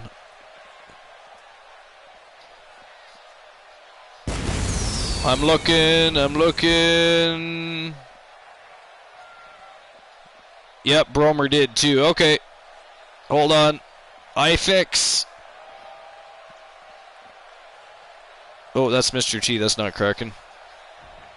People want their swords back, Archer. There we go. Kraken has been timed out.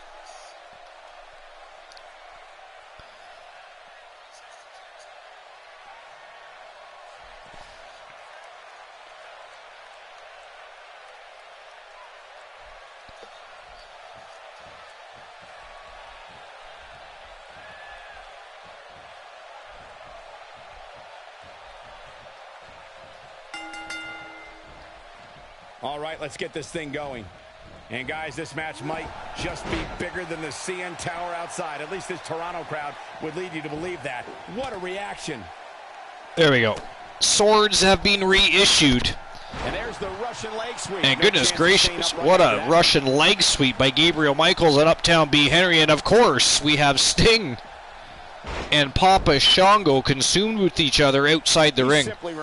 As a matter of fact, the last time these two were in a fatal four-way contest, which was just about maybe 2 weeks ago, this very same thing happened. The only thing certain about Sting is that nothing is Who was it that won that matchup? Incredibly difficult to game plan. Christian, and because they were outside the ring for so long, they were literally able to dominate their opponent in the ring. Do you remember?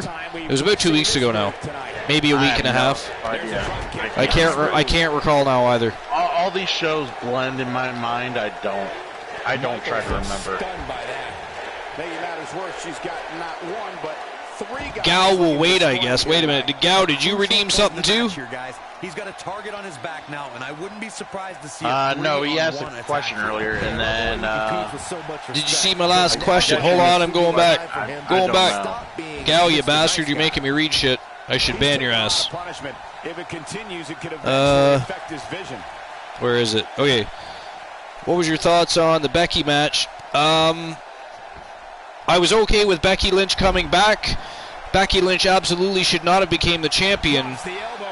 She should have interfered in the match and ruined the title match and set up a future rivalry with both of them instead of just one of them.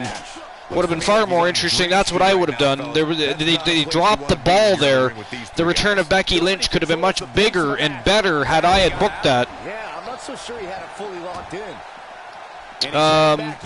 But yes, it was great to see her back. And she looks great too, by the way. You're talking about a vixen that just gave birth 12 months ago or less. Actually, a little better than that now, I think. I think she stayed home. Yeah, she stayed home for a little spell there. But, I mean, she looks fantastic and didn't miss a beat. Hey, he can still win this thing, guys. We've all seen and the crowd ate it up.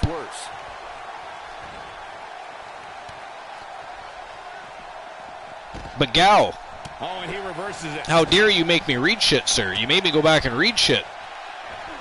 Yeah, Archer hates reading shit, Gal.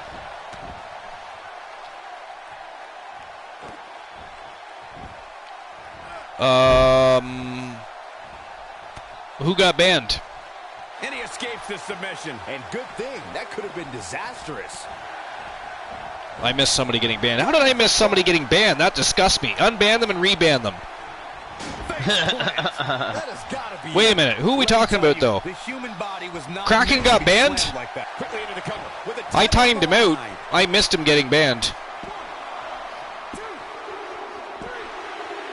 Uptown B. Henry takes out Gabriel Michaels. We are down to 2. Or 3, sorry. I don't know. Never say never, Cole.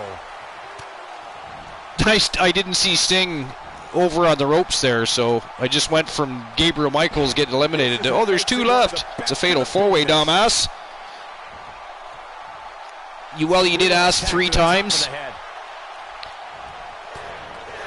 Gal, you have to understand that sometimes, as the co-host with the most on the Most Must-See show on Twitch TV, the late-night place to be, by the way, I get a little bit consumed with the matchups. A little busy doing the commentating and the play-by-play and getting on Christian Cool's nerves. It's a lot of work to do in one night. Somebody has to do it. I am the chosen one. Oh, he does. He puts a lot of work into it. Scorpion Death Drop. Look at this. Sure that I have to work and talk over him in order to get my say. Wow, B. Henry kicks out of a Scorpion Death Drop, and Papa Shango not looking Man, good. Papa Shango and Sting have a real problem with one another. These guys just need to have a one-on-one matchup at some point and get it over with. They get so consumed with one another they forget that there's other people involved in matches. It's like remember Brody and Rude used to do that all the time. Still trying to get back to his feet here. During they were gassed. Oh They were God, gassed. ghastly. Kind of like that. It was ghastly. Oh boy, he is rolling. Now, thank God, we only got to see Brody maybe twice a week, not 4 days a week. Wow, Sting kicks out at the count of Uno. Avoids trouble there. Wow. Great offensive show. Did Big Gabriel snap Michaels DDT. already get knocked out? Holy shit. Gabriel Michaels was eliminated by Uptown B. Henry. At this point to stay in this match. He's definitely starting to feel the pressure of this fatal four-way Not match, guys. like I'm doing too many things at once and I'm not paying attention to the monitor as I should. Papa Shango with a nice backbreaker on the icon Sting. Only a 1 count though. Sting being very resilient Things definitely aren't looking after good going for him through right a now. lengthy battle in a triple threat matchup earlier tonight. Remember, folks, damage retention is a real thing, so it is amazing that Sting is even still in this matchup. Just making his presence felt there. We may have discovered his favorite move. Sting is the man. Sting is the icon man. Just when you thought he's looking for the win.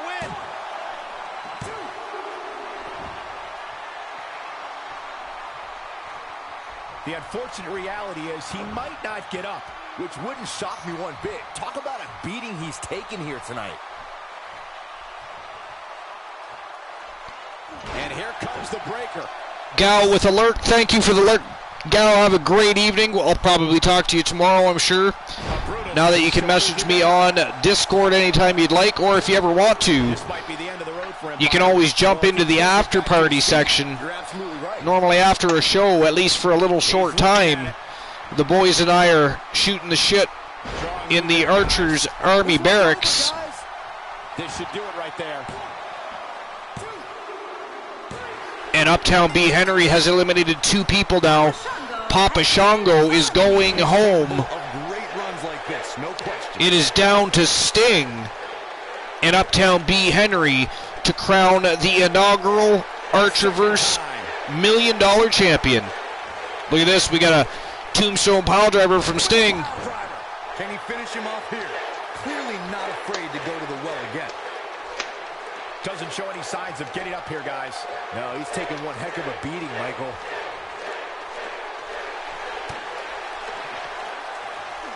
Scorpion death drop to Uptown B. Henry, and that's the second one of the evening. That might do it, folks.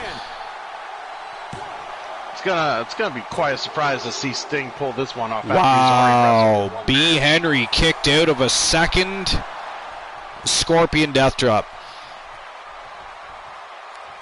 You'd have to think hitting the finisher here could end this thing. Who's the trio for Kraken?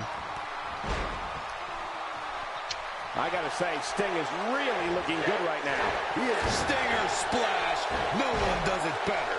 But I don't know how much gas he has left, guys. Christian Cool, I'll give you the honors of doing this tree of woe.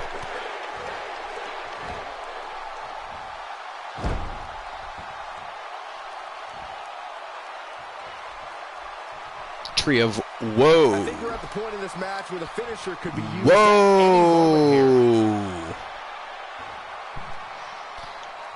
Wow. Sting is setting a very good pace. Romer, you fuckface, Still not you moving, short guys. He midget might be flipping out, piece of Cole. shit. How the hell do you feel like you have any power as a mod when you have to lean on Archer to fucking ban Mr. T? Scorpion leg to lock. ban me, to ban Kraken. Wow, Uptown B. Henry tapped out. This opportunity. Big victory in the fatal four-way. And that, oh my God, Mr. T tapping out. Ladies and gentlemen, we have crowned an inaugural Archerverse $1 Million champion. He first went to battle in a triple threat matchup earlier this evening, and tonight he inserted himself in a picture that wasn't even his. Begins by challenging Chase Coleman. Ends up inserting himself in a matchup between Papa Shango and Gabriel Michaels, right along with Uptown B. Henry. And somehow, through both grueling matchups, Sting, resilient and tough as nails as he is, manages to become the very first ever Archerverse $1 Million champion. That is crazy. Well, before you get too hyped talking about one of these guys, how about you feel the need to put Kraken in his place? He wants you to shame him. Well, right now we're enjoying the presentation of the brand new Archerverse $1 Million championship belt. And how interesting is it that it is the man called Sting hoisting it above his head first? Absolutely crazy. Did not see that one coming.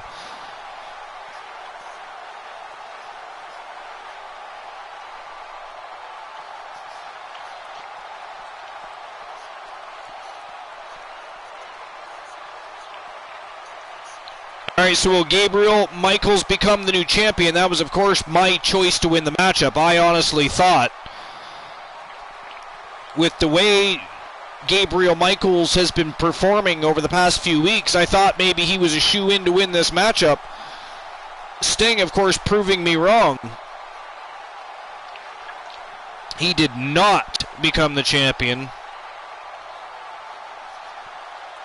So if you bet against me, you won yourself some Archerverse points. Uzi has joined the party. Yo, Uzi, how you doing? Appreciate you showing up here to episode number 149. The Archerverse BattleGround.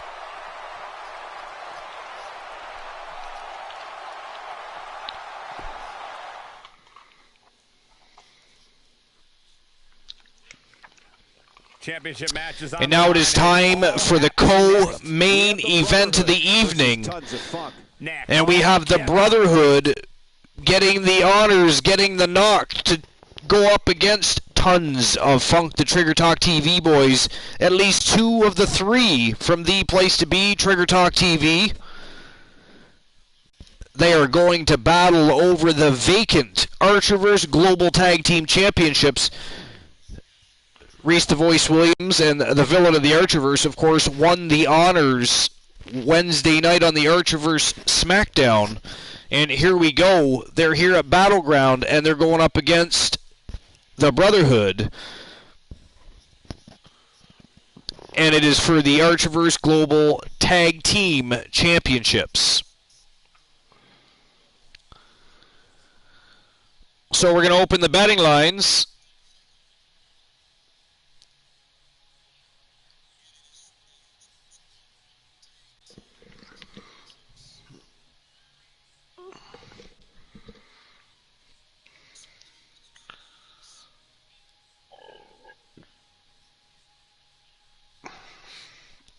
Will Tons of Funk become tag team champions?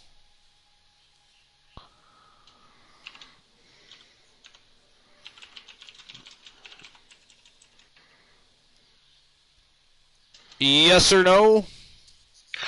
2 minutes to make your bets.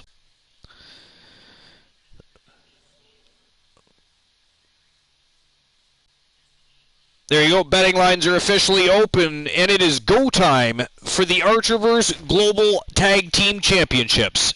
Let's go. Who's it going to be? The Brotherhood? Or is it going to be Tons of Funk, the Trigger Talk TV boys?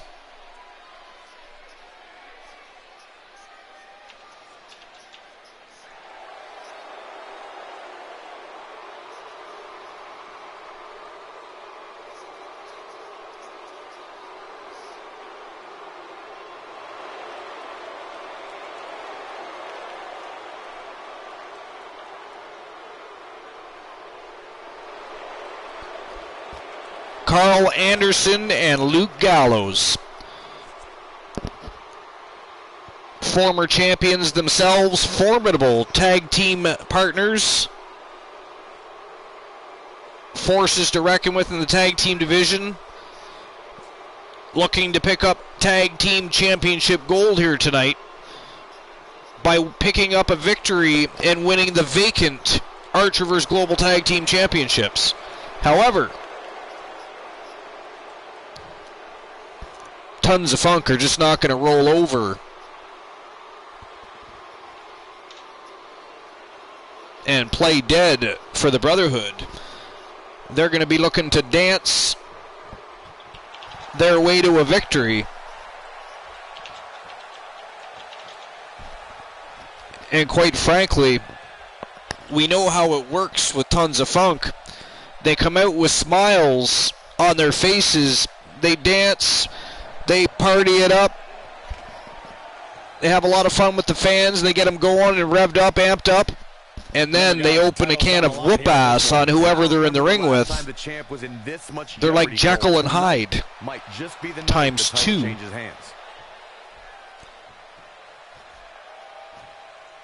Now, normally, the villain of the Archerverse, Kareem Key Woods, tends to be tag team partners with Uptown B. Henry. Tonight, he's teaming up with Reese the Voice Williams. They're looking to mesh together tonight and become tag team champions themselves. This would be a first for Reese the Voice Williams. He's never been a tag team champion. So how awesome would it be for him if he was to be able to hoist over his head for the first time ever the Archerverse Global Tag Team Championship? Oh, I'm sure he would love to. I would imagine his excitement would peak so high. So high. Well, the titles are officially on the line. Here we go. It is go time.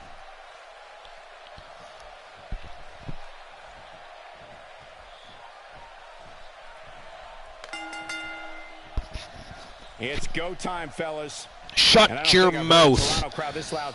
Fucking. Why is he not banned from the stadium? Bromer?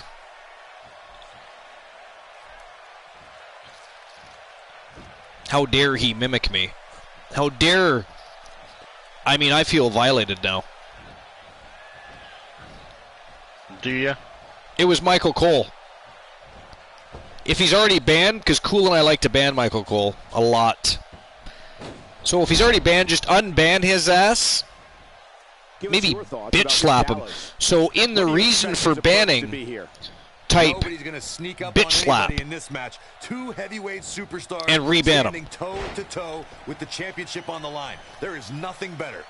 Here in the early going, he's got a spring in his step and some fire in his eyes. We'll see if that translates to a victory.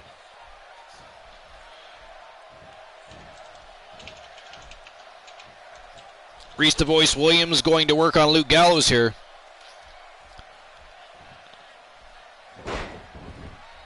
Muscles him down.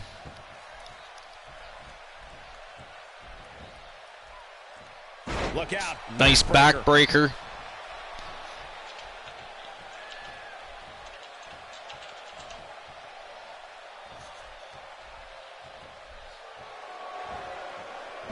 Beautifully executed Russian leg sweep Hoping to make a tag here by Reese the Voice Williams, but in comes Carl Anderson and immediately clotheslines Reese off his feet. Look at Carl Anderson here. Absolutely. Wow, went for a clothesline, but Reese ducks under, dives over, tags in the villain, and here we go. Things are about to get villainous. You can feel it in the first. Kareem Key Woods. Going after the face now. The villain of the Archerverse. Let it run wild. All of the villainy. Let it all run wild. Let loose. Let's go. The villain of the Archerverse, of course, a former WWE World Heavyweight Champion, a former WWE Pure Wrestling Champion. He was a 2-time WWE World Television Main Event Champion. And in addition to the Triggered Alliance All-Star Stable Championships, he's also been a WWE World Tag Team Champion. The only tag titles that Tons of Funk have never won happen to be the ones they're fighting for tonight. They had one shot at the Archerverse Global Tag Team Championships in the past, and it was against the new foundation. Now, of course, the Hart Foundation, finally, the Hart Foundation. And the Hart Foundation turned them away as they retained the Archerverse Global Tag Team Championships at the time.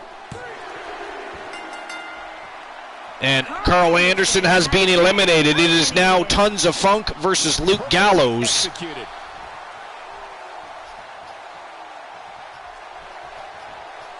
Luke Gallows starting to slow down a bit.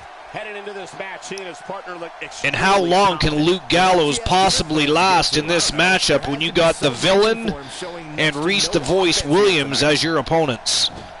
As big and tough as he is, this seems like an impossible feat even for him. These two work so well together. Carl Anderson very quickly rolled out of the ring and out of the way of those big behemoths. It was like the Flash, zoom, out of the ring he went.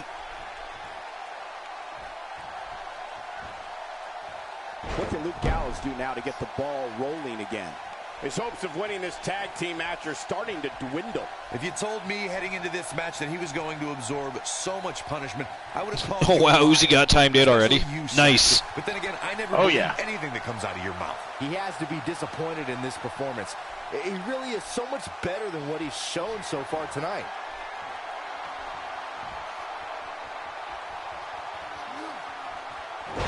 Wow, it's like a torture rack backbreaker to a power bomb there. And he's got him pinned to the mat. Wow, that fast.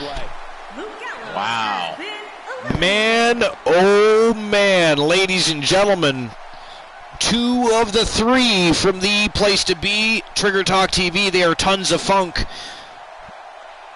The Villain of the Archerverse, Kareem Key Woods, and Reese the Voice Williams have, for the very first time ever, become the Archerverse Global Tag Team Champions.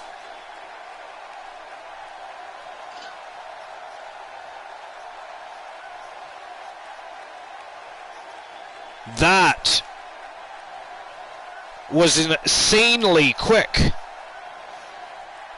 I mean, Tons of Funk did not play any games at all tonight. They went in with the momentum of the big victory on the Archerverse SmackDown, and they rolled with the hype. Came in and just flat out dominated the Brotherhood. So congratulations to Team I'm Just Key, to Team 3TV Reese, and of course as an extension, we got to congratulate Team 3TVB. Together they be Trigger Talk TV. And once again, Tons of Funk has championship gold.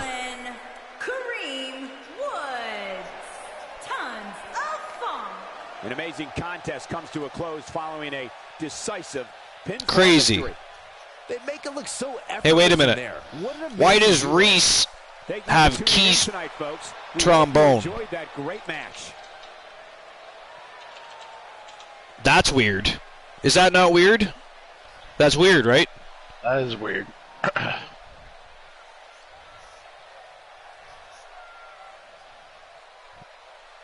That is very weird. I'm weirded out right now, but congratulations to the Trigger Talk TV boys, Tons of Funk, for becoming, for the very first time ever, the Archerverse Global Tag Team Champions. As a matter of fact, I'm going to take a quick screenshot. Bear with me. Nothing's going on. I'll be right back. Matter of fact, you can hear me while I take the screenshot. But since it's their very first time ever becoming the Archerverse Global Tag Team Champions, I'm going to make sure I send them a picture of the championship celebration after the show.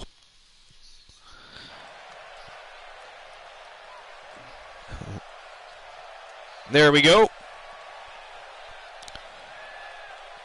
So now I got to issue everybody their points in that very fast matchup.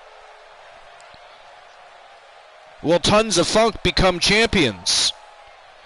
The answer is yes. They are the brand new, for the very first time ever, the Archiverse Global Tag Team Champions.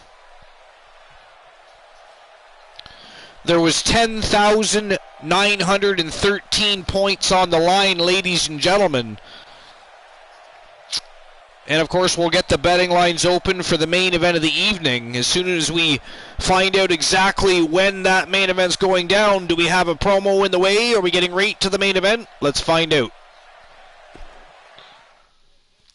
Go time. Go time.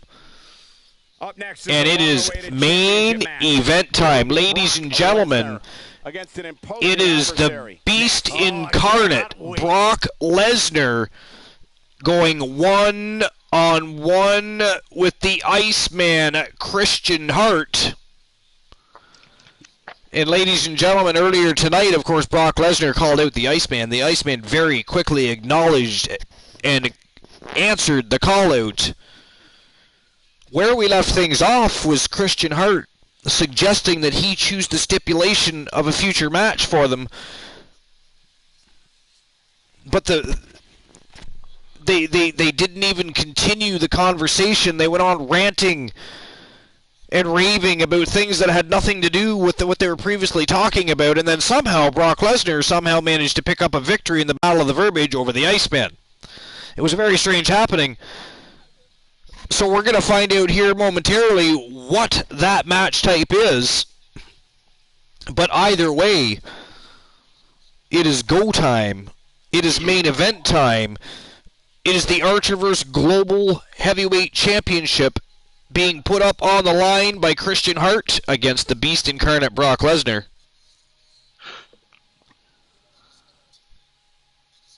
So I'll get the betting line open here in a moment.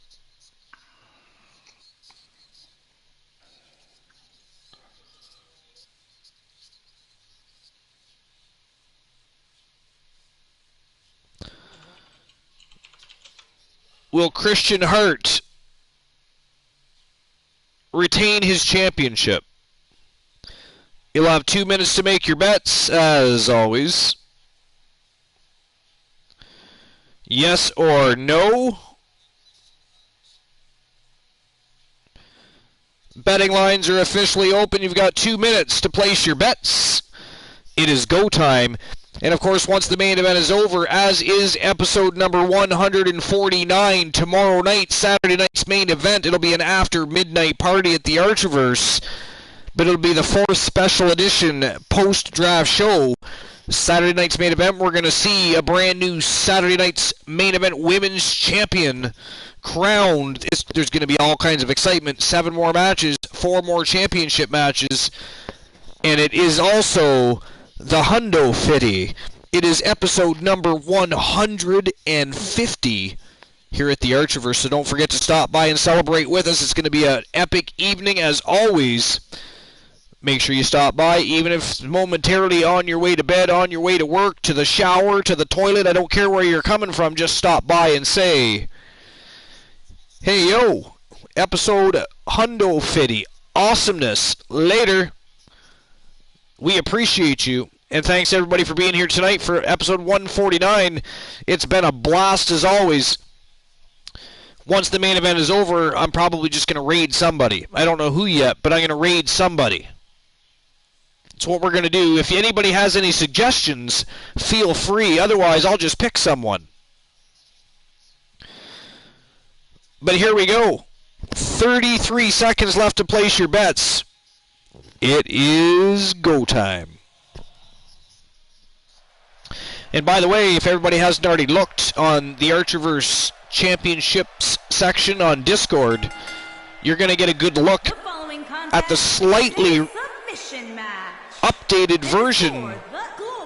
It was the very first time ever we manipulated the title, but you'll see a new updated edition of the coveted and prestigious Archerverse Global Heavyweight Championship.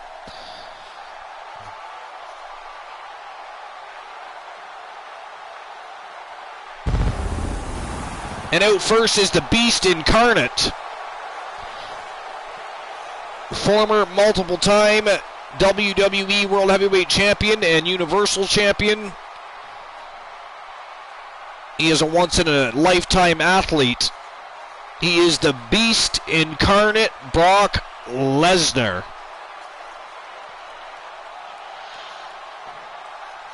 He's a big boy. He is a very large individual who can move like as fast as a freight train in there.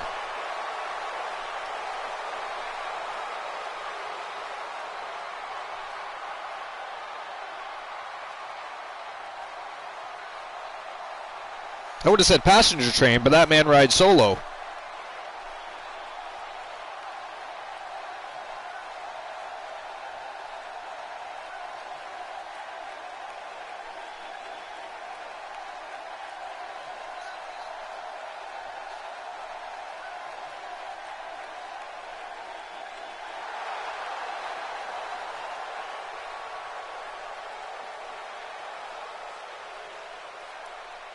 Hey, yo, I see Pandas streaming. Hey, yo.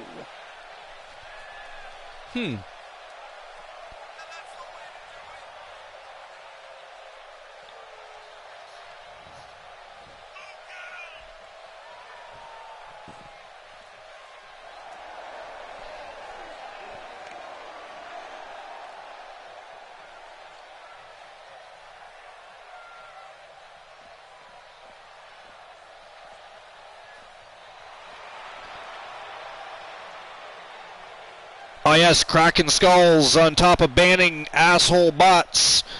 But hey, bring on all the haters. They are welcome, as are the trolls. Because we here at the Archerverse are a den of rabid wolves. We will eat you for breakfast and spit you out at lunchtime. And what we don't spit out, we'll shit out with our lunch at supper time. Either way, we will devour. One could even say it's digestible. Digestible. Biodegradable, if you will. Introducing the challenger from Minneapolis, Minnesota, weighing in at 295 pounds. 295 pounds of savage beast. Why is this man across the ring from fucking Christian Hart? Introducing the champion. Why? From Toledo, Did you hear the match? weighing in at 200 pounds. The match type when it was announced. No. You were not paying attention. I can't hear it. Christian Hart chose the match type, and this is a submission match. I'm fucked. So don't move a muscle. He never goes for the submission in the submission matches. Well, that's not true. He won a submission match recently with a sharpshooter. And Sure, what do that you? was him? It was. What do you think of the slight redesign of the coveted title? It looks good, Archer. It is beautiful. Beautiful. Just be bigger than the CN Tower outside. Beautiful. This is already ending badly here. Reaction. Yeah, Brock Lesnar immediately going to work on the champion, but I mean, you're gonna gun for him immediately. That is the point of a championship matchup, and you do not want to give Christian Hart too much room in there to move around, because he'll make sure he stuffs out your oxygen tank. How about we touch on Hart a bit? He's been cleared to compete here. Well, that's very true. I'm not seeing much of that right now. Future. What do you think? It's not like we're talking about a broken leg. Love to see my mods going to work in the chat room. Appreciate you guys. Man, well, if I was him, Bromer and Kraken Skulls an injury like that puts a giant target on your back. teaming up to clean house. And the neck took the brunt of that German suplex.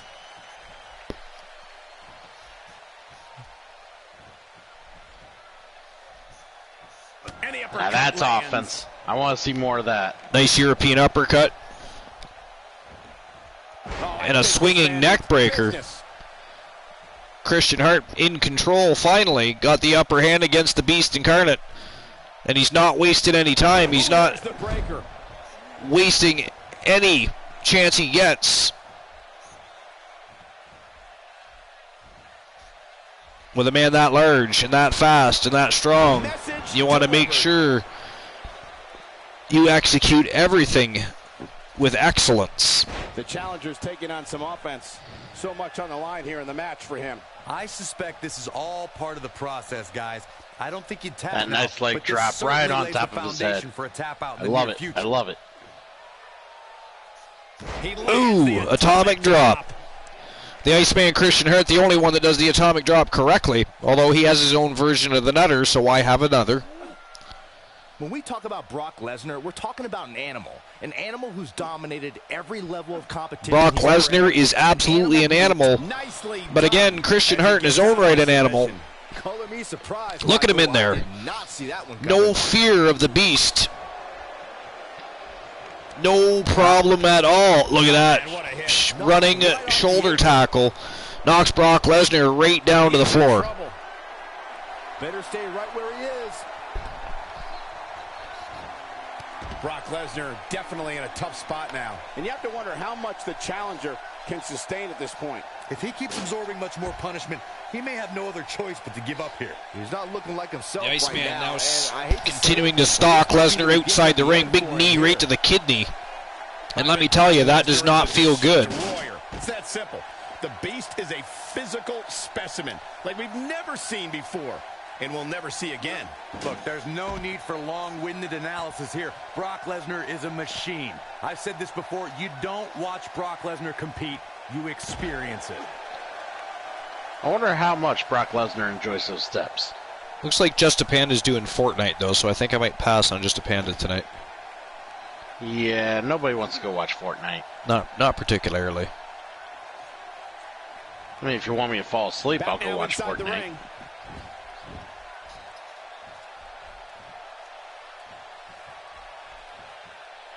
Looking at it here. Oh, there it is, another delivered to Brock Lesnar.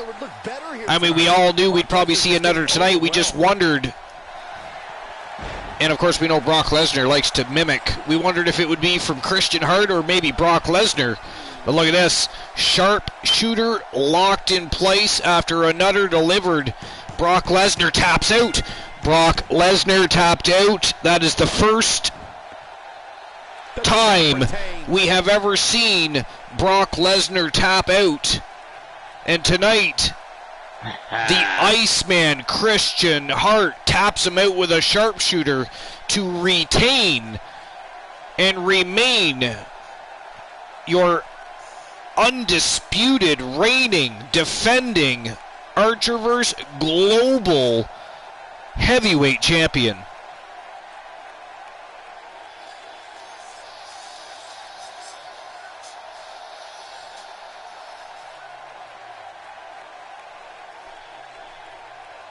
Wow, what a match. So will Christian Hart retain his championship? The answer is yes. The Global Heavyweight Champion. Christian Hart, super happy. Very nicely done. In a very I knew he had it. He had it in him the entire say time. that a win is a little more satisfying when you make your opponent tap out. There's no way Christian Hart was going to lose to some farmer up in North Dakota. Let's move on here, guys.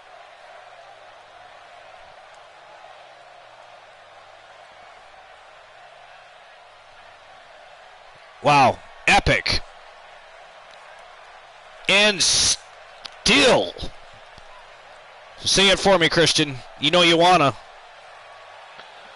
We the champions, my friend. And we'll keep on fighting till the end. Boom, boom, boom, boom. Where's Bromer? He could be joining us on this, but no. Bromer can't go steal a PS4. Hey, we don't want to be Want to become famous. Right now. Hey, I got a question for you. How would you like to suck the sweat off of my nutsack, you fuckface? Somebody ban that shit.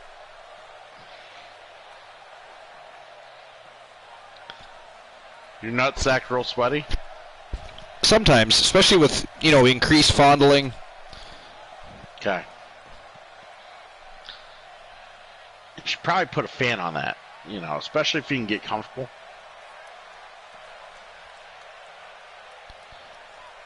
We could do that. All right. Onward with the raid. We are definitely going to raid. I just chose to raid Mr. Gunny. If anybody else wants to join in, please feel free to do so. We are going to end the evening by jumping over to Mr. Gunny. I haven't visited his stream very often. I have been there a couple times, which is why he's on my follower list, but he only had a couple people in there. Looks like he's having a good time. Figured you could go have a good time with him. We'll see you tomorrow night, Saturday night's main event. It's going to be an epic finale to our 4-show special edition, our post-draft Archerverse shows.